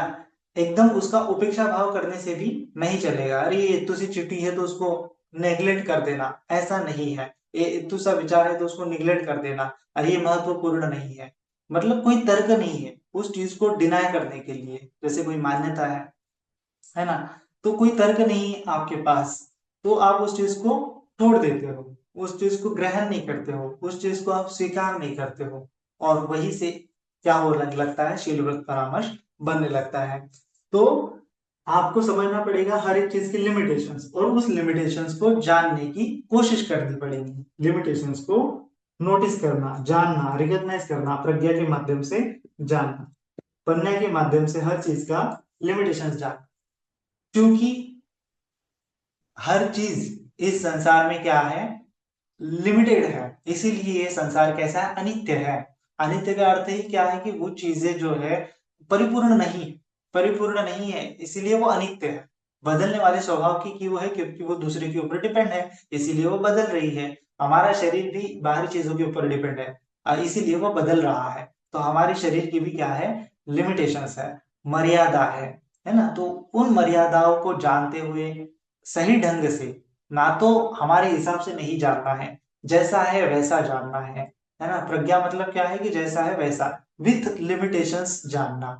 प्रज्ञा का मतलब क्या है, विथ लिमिटेशंस। हर एक चीज, है ना, आप किसी चीज को स्वीकार कर रहे हैं तो भी विथ लिमिटेशंस उस चीज को स्वीकार करें। आप किसी चीज को नकार रहे हो तो विथ लिमिटेशंस उस चीज को आपको नकारना है ना। तो इस प्रकार से आपको क्या करना है, ये लिमिटेशंस के आधार पर आपको सही ढंग से फाइंड आउट करना है कि क्या चीज, मैंने किस चीज को ज्यादा खींच लिया तो वहां पे दुख हो सकता है, तो उस चीज को आपको नहीं खींचना है। शील व्रत परामर्श का मतलब ही क्या है कि आप बहुत ढंग से खींच रहे हो, उस मर्यादा नहीं जान पा रहे हो, पहचान नहीं पा रहे हो कि कहाँ तक है, इसका उपयोग क्या है, कितने लेवल तक है ना, कितनी मात्रा तक मुझे इस चीज को खींचना चाहिए, है ना। जैसे वो है ना कि मैंने पिछली बार भी बताया था कि नहाने का शील जो होता है, तो नहाने का भी शील है, लेकिन उसको शील व्रत परामर्श नहीं बनना चाहिए। नहीं बनने का मतलब क्या है कि जैसे आप क्या कर लेते हैं हम कि हर रोज नहाना है, हर रोज नहाना है, हर रोज नहाना है, और कोई सोचेगा कि मुझे नहाने से मुक्ति मिलेगी, तो वह व्यक्ति शील व्रत परामर्श में फंस जाता है। जैसे मैंने पिछली बार वो बताया था कि रामानुजन आचार्य हुए, वो गणित तज्ञ हुए अभी 200 साल पहले, 150 200 साल पहले। तो भारत के बहुत बड़े गणित तज्ञ हुए हैं, उन्होंने इन्फिनिटी के बारे में इक्वेशंस दिए हैं, जो अनंत के ऊपर, एक इन्फिनिटी के ऊपर इक्वेशंस दिए हैं। तो जब वो फॉरेन में स्टडी करने के लिए गए थे, तो वहां पे बहुत ठंडा था, और इतना ठंडे मौसम में वो हर रोज नहाने की उनको आदत थी, मतलब कि शील व्रत परामर्श था, और वो बिना नहाए नहीं रह पाते थे। उनका वो था, उनकी मत मान्यता थी, उनकी धारणा थी कि नहीं, मुझे क्या करना है, बिना नहाने नहीं रहना है। और फिर वो हर रोज क्या करते हैं, नहाते हैं, इतनी ठंडी में भी नहाते हैं, और साथ ही साथ वो क्या कर रहे थे, मांस भी नहीं खाना है, और वहां पे मांस के अलावा भोजन नहीं मिलता था, तो अपना थोड़ा सा वो पतीला उबालते थे, वहीं पे खाते थे। ऐसा करते करते फिर उनकी तबीयत खराब हो गई, फिर ठंडी के कारण, सर्दी के कारण उनको निमोनिया हो गए, और बड़े ही तरुण अवस्था में उनकी डेथ हो गई, है ना। तो क्यों, क्या उस चीज को बहुत खींच लिया उन्होंने, और वो नहीं समझ पाए कि नहाने से क्या होगा, नहीं नहाने से क्या होगा, लिमिटेशंस को नहीं जान पाए, और इतना खींचने से वो शील व्रत परामर्श में फंस गए, है ना। हम वही बोलते हैं ना, अंधश्रद्धा में फंस जाना, कर्म कांड में फंस जाना, किसी चीज को इतना खींच लेना कि जितनी उसका महत्व ही नहीं है ना, उस चीज का उतना महत्व ही नहीं है, उतना खींच लेना। तो वही है। तो शीलों का महत्व इतना है कि हमारे मन में विकार नहीं उठे, हमारा मन समता में रहे। फिर इसलिए हमें पालन करने हैं कि हमारे मन में करुणा जागे। शील इसलिए हमें पालन करने हैं कि हमारे मन में समाधि जो है वो भंग ना हो, समाधि जो बड़े है ना। इसलिए प्रज्ञा का विकास हो हमारे लिए, हमारे मन में, इस ढंग से हमें क्या करना है, शील को पालन करना है। इस ढंग से नहीं हो रहे हैं, तो खिंचाव तनाव के साथ उसको पालन करने से कोई मतलब नहीं बन रहा है ना। तो ये है। तो अगर आप मतलब बनाने के लिए, मतलब न्याय ढंग से, न्यायपूर्ण ढंग से, मतलब क्या है कि न्याय पूर्ण तरीके से किसी भी चीज को पहचानना, कि इस चीज को पालन करने से, इसीलिए कालाम सूत्र में भगवान बुद्ध जी ने बताया था ना कि किस चीज को मानना है ना। तो हर चीज की लिमिटेशन है अपनी। तो भगवान बुद्ध जी ने बोला है कि किसी भी चीज को मत मानो, यहाँ तक कि मैं बोल रहा हूँ उस चीज को भी मत मानो, क्योंकि धम्मा की भी अपनी एक लिमिटेशन है। भगवान बुद्ध जी ने बोला है कि धम्मा, आप तो ढोते नहीं रहना है उसको, एक समय आएगा कि उसको एक इसकी तरह, एक बोट की तरह, नौका की तरह छोड़ना पड़ेगा, और वो छूट जाता है, छोड़ना नहीं पड़ेगा, वो छूट जाता है, लेकिन आपको उसको ढोते नहीं रहना है। जिस प्रकार से आप नौका में जा रहे हो, यहाँ से आप बैठे हो और वहां तक जा रहे हो, और आप सोच रहे हो कि ये नौका मैंने बनाई है, और उस पार जाने के बाद भी मैं इसको ढोते रहूंगा, है ना, मेरे सर पे, तो लोग आपके ऊपर हंसेंगे ना। तो उस नौका की भी अपनी एक लिमिटेशन है, वो उतनी ही जरूरत है जितनी ही नदी क्रॉस करने तक, उसके अलावा उस चीज का उपयोग ही नहीं है, उपयोगिता ही नहीं है। तो आपको शीलों की उपयोगिता फाइंड आउट करनी है, तो ही आप शीलवत परामर्श से होने से बचोगे। किसी भी चीज की उपयोगिता आपको फाइंड आउट करनी है ना, और हर चीज की उपयोगिता है, छोटी से छोटी चीज भी क्यों ना हो, है ना, तो भी उसकी उपयोगिता है, और बड़ी से बड़ी भी चीज क्यों ना हो, तो भी उसमें क्या है, लिमिटेशंस है। तो हर चीज की उपयोगिता फाइंड आउट करना, हर चीज के लिमिटेशंस फाइंड आउट करना, है ना। तो यही है सम्यक रूप से चीजों को ग्रहण करना, यही है सम्यक दृष्टि के साथ चीजों को ग्रहण करना, है ना। तो सम्यक मतलब क्या है, सम्यक ढंग से, न्यायपूर्ण ढंग से, है ना, न्यायपूर्ण ढंग से, कि जो चीजें हमें दुख मुक्ति के लिए सहायक है, उन उन चीजों को हमें करना है। तो भगवान बुद्ध जी ने बोला है कि किसी चीज को मानना नहीं है, कब तक नहीं मानना है, कि जब तक कि जो चीज कालाम सूत्र में उपदेश दिया था ना, किसी चीज को नहीं मानना है, किसी व्यक्ति को नहीं मानना है, किसी मान्यता को नहीं मानना है, किसी ग्रंथ को नहीं मानना है, हजारों लोग फॉलो कर रहे हैं इसीलिए नहीं मानना है, हजारों धर्म ग्रंथ में लिखा हुआ है, हजारों सालों से चला आ रहा है तब भी नहीं मानना है, मैं कह रहा हूँ, कोई गुरु आचार्य कह रहा है तब भी नहीं मानना है। उस चीज को किस प्रकार से मानना है, कि वो चीज मेरे कल्याण की है क्या। तो भगवान बुद्ध जी ने बोला कि वो चीज क्या है, मेरे कल्याण के लिए है क्या, है ना। फिर उसके पश्चात वो चीज दूसरों के कल्याण के लिए है क्या, दूसरों के कल्याण के लिए है क्या, और सभी के कल्याण के लिए है क्या, तीसरा क्या है कि सभी के कल्याण के लिए है क्या। तो ये तीनों चीजें अगर है तो उस चीजों को जानो, परखो, उसके ऊपर विचार करो कि ये चीज मेरे कैसे कल्याण की है, ये चीज दूसरों के कैसे कल्याण की है, ये चीज सभी के कैसे कल्याण की है। और तब जाके उस चीज का तुम क्या करो, स्वीकार करो, उस चीज को ग्रहण करो, उस चीज को फॉलो करो, पूरा फॉलो करने के लिए एकदम तैयार हो जाओ, है ना। तो उसी प्रकार से आपको समझना पड़ेगा कि ये शील मैं पालन कर रहा हूं तो मेरा कल्याण हो रहा है ना। जैसे आप पंचशील पालन कर रहे हो तो आपको फील होना चाहिए कि आपका कल्याण हो रहा है, जबरदस्ती नहीं पालन कर रहा है ना। तो ये भगवान बुद्ध जी ने ऐसा धर्म बताया है कि जो स्वाका तो भगवता धर्म, संदिग्ध को दृष्टि उत्पन्न करने वाला है, सुंदर प्रकार से बताया है। अकाली को उसका लाभ है ना। यही पशु को अकाली को, और यही इसी समय में उसका आपको लाभ मिलेगा। यू आपने शील फॉलो किया और यू आपको लाभ मिल गया, है ना। अगर ऐसा नहीं हो रहा है कि यू आपने शील फॉलो किया और लाभ नहीं मिल रहा, इसका मतलब वो शील अभी आपका अंतर मन में नहीं उतरा है, उस शील को अंतर उतारने का मार्ग आपको नहीं पता है। अभी भी वो शील व्रत परामर्श के लेवल पे चल रहा है, वो शील नहीं बना है, सम्यक रूप से ग्रहण नहीं हुआ है ना। तो उसको सम्यक रूप से ग्रहण करने के लिए आपको वो मध्य मार्ग के साथ, सम्यक दृष्टि के साथ ग्रहण करना पड़ेगा, है ना। तो हर चीज का अपना एक महत्व है, और धर्मा का भी अपना ये क्या है, तरीका है कि शील पालन करने का भी अपना एक क्या है, तरीका है।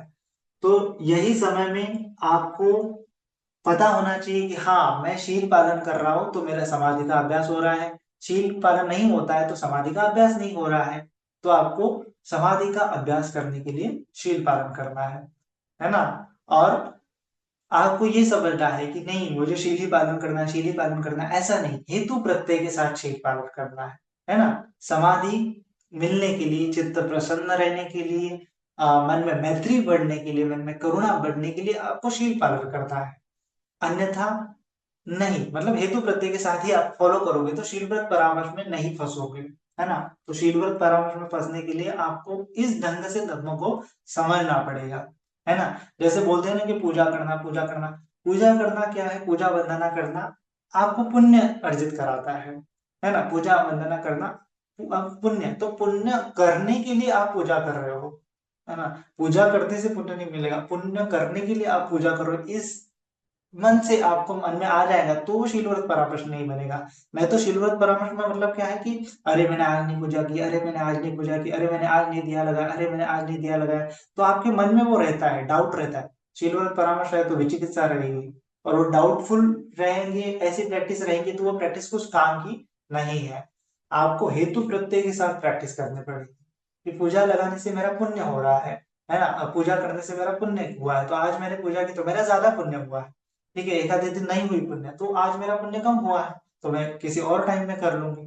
तो वहां पे टाइम का भी डिफरेंस ये नहीं रहता है, रिजिडनेस नहीं रहता है, एक फ्लो रहता है। एकदम आप ऐसे लाइटली, एकदम हल्के हल्के ढंग से उसको फॉलो करते हैं, एकदम सप्रेशन के साथ नहीं, एकदम रिजिडनेस के साथ नहीं, एकदम तीव्रता के साथ नहीं, एकदम कटुता के साथ नहीं, एकदम सम्यक रूप से, एकदम जैसा हो रहा है, हो रहा है तो हो रहा है, नहीं हो रहा है तो नहीं हो रहा है, हो रहा है तो ठीक, नहीं हो रहा है तो ठीक, हो रहा है तो ठीक है, थोड़ा सा हानि हुआ, नहीं हो रहा है तो थोड़ा सा हानि हुआ, हो रहा है तो लाभ हो रहा है, नहीं हो रहा है तो हानि, हो रहा है तो लाभ। इस प्रकार से आपको क्या होना पड़ेगा, वो वो फ्लो के साथ जाना पड़ेगा। और नहीं हो रहा तो एक्सेप्ट करना पड़ेगा, एकदम नहीं हो रहा है, नहीं हो रहा है, इसके ऊपर सप्रेशन भी नहीं करना पड़ेगा, है ना। हो रहा है तो उसको बढ़ाना पड़ेगा, है ना। तो ये चीजें हैं, तो आपको समझना पड़ेगा। एक तो एक्सेप्टेंस भी आपको वहां पे आना चाहिए, एक तो लिमिटेशन भी आपको वो करना पड़ेगा, आपको लाभ मिल रहा है क्या, है ना। तो ये चीजें भी आपको होनी चाहिए।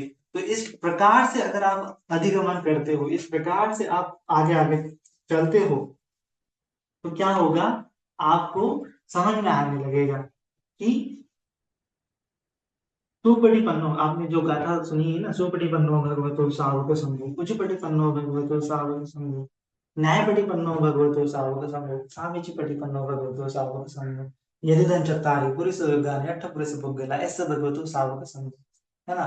तो भगवान बुद्ध जी का सावक संग कैसा है? सुपटिपन्नो, सुपटिपन्नो कि सुंदर मार्ग पे जाने वाला है ना, सुंदर सुंदर पथ पे, सुपटिपन्नो सुंदर पथ पे आगे आगे चल रहा है। सुपटिपन्नो भगवतो सावक संगो, उजुपटिपन्नो भगवतो सावक संगो, है ना।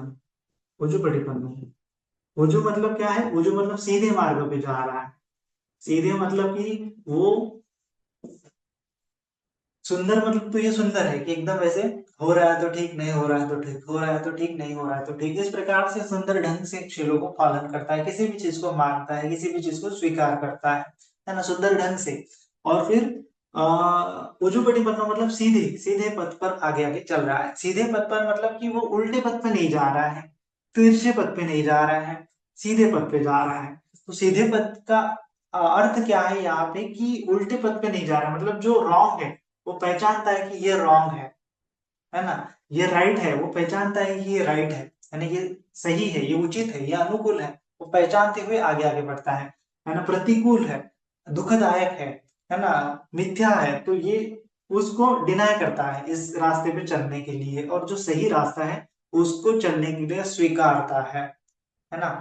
उजुपटिपन्नो ऊपर जाने वाले, सीधे जाने वाले रास्तों का चयन करता है। जो नरक में जाने वाले रास्ते हैं, अपाय में जाने वाले रास्ते हैं, दुर्गति में जाने वाले रास्ते हैं, दुख में जाने वाले रास्ते, उसका वो चयन नहीं करता है। वो सुगति को जाने वाले, निर्वाण को जाने वाले रास्तों का चयन करता है। पाप कर्म किया तो मैं दुर्गति को जाऊंगा, इसीलिए पाप कर्म को चयन नहीं करता है। पुण्य कर्म किया तो सुगति को जाऊंगा, मेरा चित्त हल्का हल्का हो जाएगा, निर्वाण की तरफ जाऊंगा, प्रज्ञा उत्पन्न होगी। तो इस प्रकार से वो उजू मार्ग को ग्रहण करता है, और जो जो मार्ग टेढ़ा है उसका वो त्याग करता है, उसका वो सेवन नहीं करता है। तो इस प्रकार से आपको फाइंड आउट करना पड़ेगा। ये सम्यक दृष्टि का ही तत्व है कि क्या करने से पाप कर्म बढ़ता है, और पाप कर्म बढ़ता है तो उस चीज को नहीं करना है। क्या करने से पुण्य कर्म बढ़ता है, तो पुण्य कर्म बढ़ता है तो उस चीज को करना है। क्या करने से मेरी समाधि मिलती है, तो उस चीज को करना है। क्या करने से समाधि लाभ नहीं होता है, तो उस चीज को नहीं करना है। इतना ही सिंपल है। इतना अगर आप समझ पाते हो तो नहीं करना ही है, करना ही है, करना ही है, अरे नहीं किया तो क्या होगा, ऐसे भाव में आप नहीं रहोगे। ऐसी भाव मतलब विचिकित्सा है, ऐसा भाव मतलब चिलव्रत परामर्श है। करना है एकदम अट्टहास के साथ, ऐसा नहीं करना है ना। ऐसा किया तो क्या लाभ होगा, ऐसा किया तो क्या हानि होगी, और जो लाभदायक है वो चीजें आपको फिर पुल करेंगी, पॉजिटिव तरीके से पुल होगा, जैसे मैंने बोला पॉजिटिव तरीके से वो आपको खींचेंगी। और दुर्गति में जाए नहीं जाना है ना, अपाय गति में नहीं जाना है। शील खंडित किया तो अरे दुर्गति जाएंगे, अपाय गति जाएंगे, तो एक निगेटिव पुश भी आपको मिलेगा और एक पॉजिटिव पुल भी आपको मिलेगा। और ये दोनों का एकदम मध्यम मार्ग बनेगा, फ्लो बनेगा, और एक फ्लो के साथ आप आगे आगे आगे बढ़ोगे, एक हल्केपन के साथ आप आगे आगे बढ़ोगे। तब जाके ये शीलवृत्त परामर्श नहीं रहेगा। शीलवृत्त परामर्श मतलब क्या है? कि खिंचाव तनाव, आपको नहीं पता, खिंचाव तनाव नहीं, सम्यक रूप से नहीं समझाएंगे नेगेटिव पुल क्या है, पॉजिटिव पुश क्या है ना। तो सम्यक रूप से समझना पड़ेगा। उसको ही बोलते हैं उजुपटिपन्नो भगवतो सावक संगो। वो अगर समझ में आ गया तो आपको ज्यादा तकलीफ नहीं उठानी पड़ेगी, और अकाली को यही से वो स्टार्ट होगा, इंस्टेंटली स्टार्ट होगा, और यही पद से को आप जान पाओगे कि अरे ऐसा धर्म है, फिर आप दूसरों को समझा पाओगे। तो इस प्रकार से ये सीधा उजुपड़ी पन्नो भगवतो सावक संगो। फिर उसके बाद होता है न्याय पटिपन्नो भगवतो सावक संगो। तो ये न्याय न्याय पटिपन्नो तो हमने देखा है ना अभी, न्याय पटिपन्नो है ना। तो ये न्याय का सभी चीजों के अंतर्गत न्याय ही करना अनिवार्य होता है। ये न्याय नहीं है तो हम कोई भी चीज नहीं कर पाएंगे, है ना। तो न्याय, न्याय परिपन्न मतलब न्याय के पथ पर वो आगे आगे चलता है। ये चीजों आपके प्रैक्टिस के साथ न्याय करता है, कुशल कर्मों के साथ न्याय करता है, धर्मा के साथ न्याय करता है, सभी चीजों के साथ। और उसके बाद सामीची परिपन्नो भगवतो सावक संगो, सामीची परिपन्नो, सामीची परिपन्नो भगवतो सावक संगो मतलब परिपूर्ण ढंग से, परिपूर्ण बोल सकते हैं, सम्यक बोल सकते हैं, है ना। सम्यक ढंग से एकदम हल्के हल्के ढंग से, मैत्रीयुक्त ढंग से, है ना। सामी सामीची मतलब इंक्लूडेड, यानी इंक्लूडेड, सभी को इंक्लूडेड करके वो प्रैक्टिस करता है। तो ऐसे पथ पर वो आगे आगे आगे आगे बढ़ता है ना। तो सुपड़ी पन्नो भगवतो सावक संगो, सुंदर पथ मतलब कि ज्यादा खिंचावजना नहीं होना चाहिए।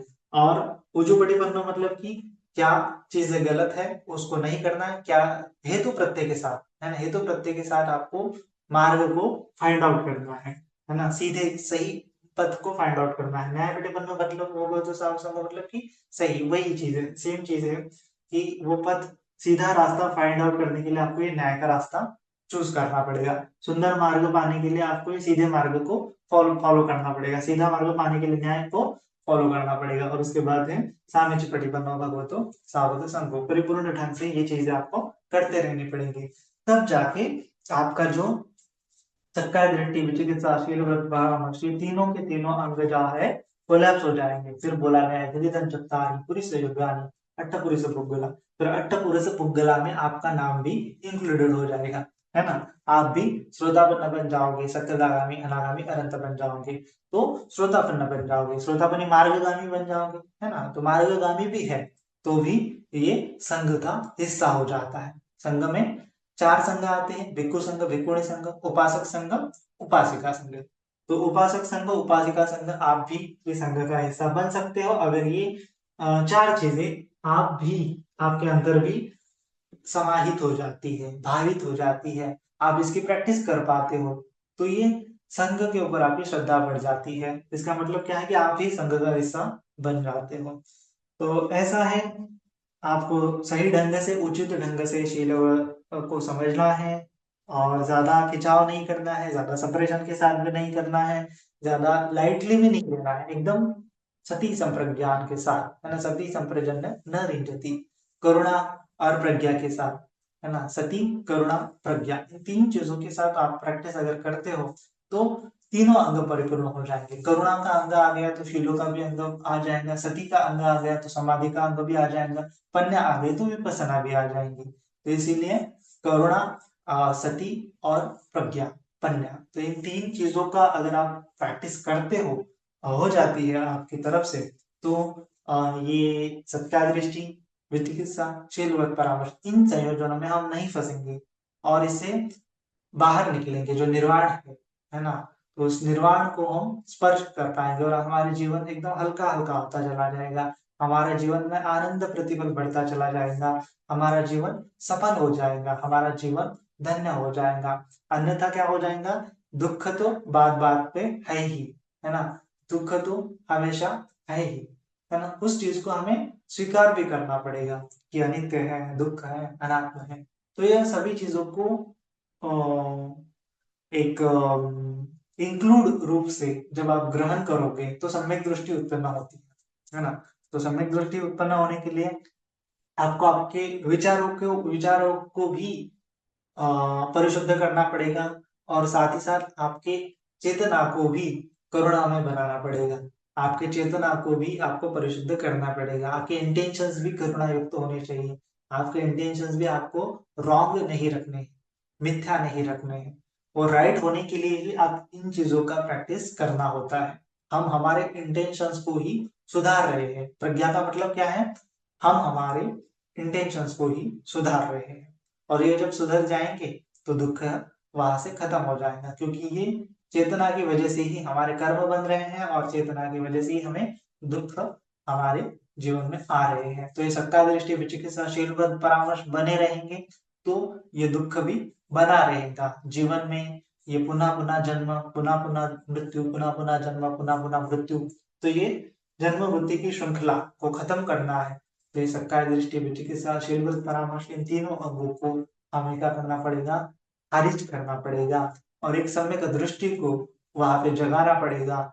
ये सुंदर दृष्टि को हमें जगाना पड़ेगा, उजू दृष्टि को हमें जगाना पड़ेगा, न्यायपूर्ण दृष्टि को हमें जगाना पड़ेगा, और सम्यक सामीची दृष्टि को हमें जगाना पड़ेगा, परिपूर्ण दृष्टि को हमें जगाना पड़ेगा।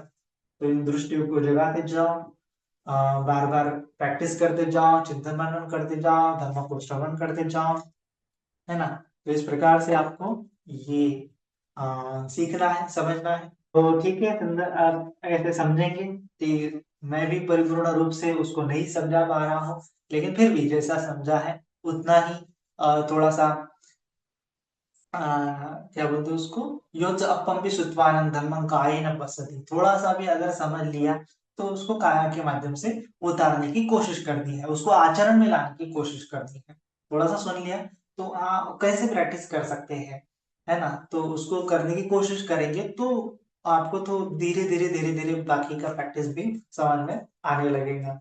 ठीक है, तो जितना भी समझ में आया हो उतने उतने में ही आप अभी आज के दिन संतुष्ट हो जाओ, और प्रैक्टिस आप खुद कंटिन्यू करो, खुद समझने की कोशिश करो, खुद पढ़ने की कोशिश करो, खुद चिंतन मनन करने की कोशिश करो, और फिर धीरे धीरे आपको बाकी की चीजें भी समझ में आने लगेंगी। ठीक है, तो आज के लिए इतना ही। सभी का मंगल हो, सभी का कल्याण हो, सभी जन सुखी हो, सुखी हो, सुखी हो। साधु, साधु, साधु।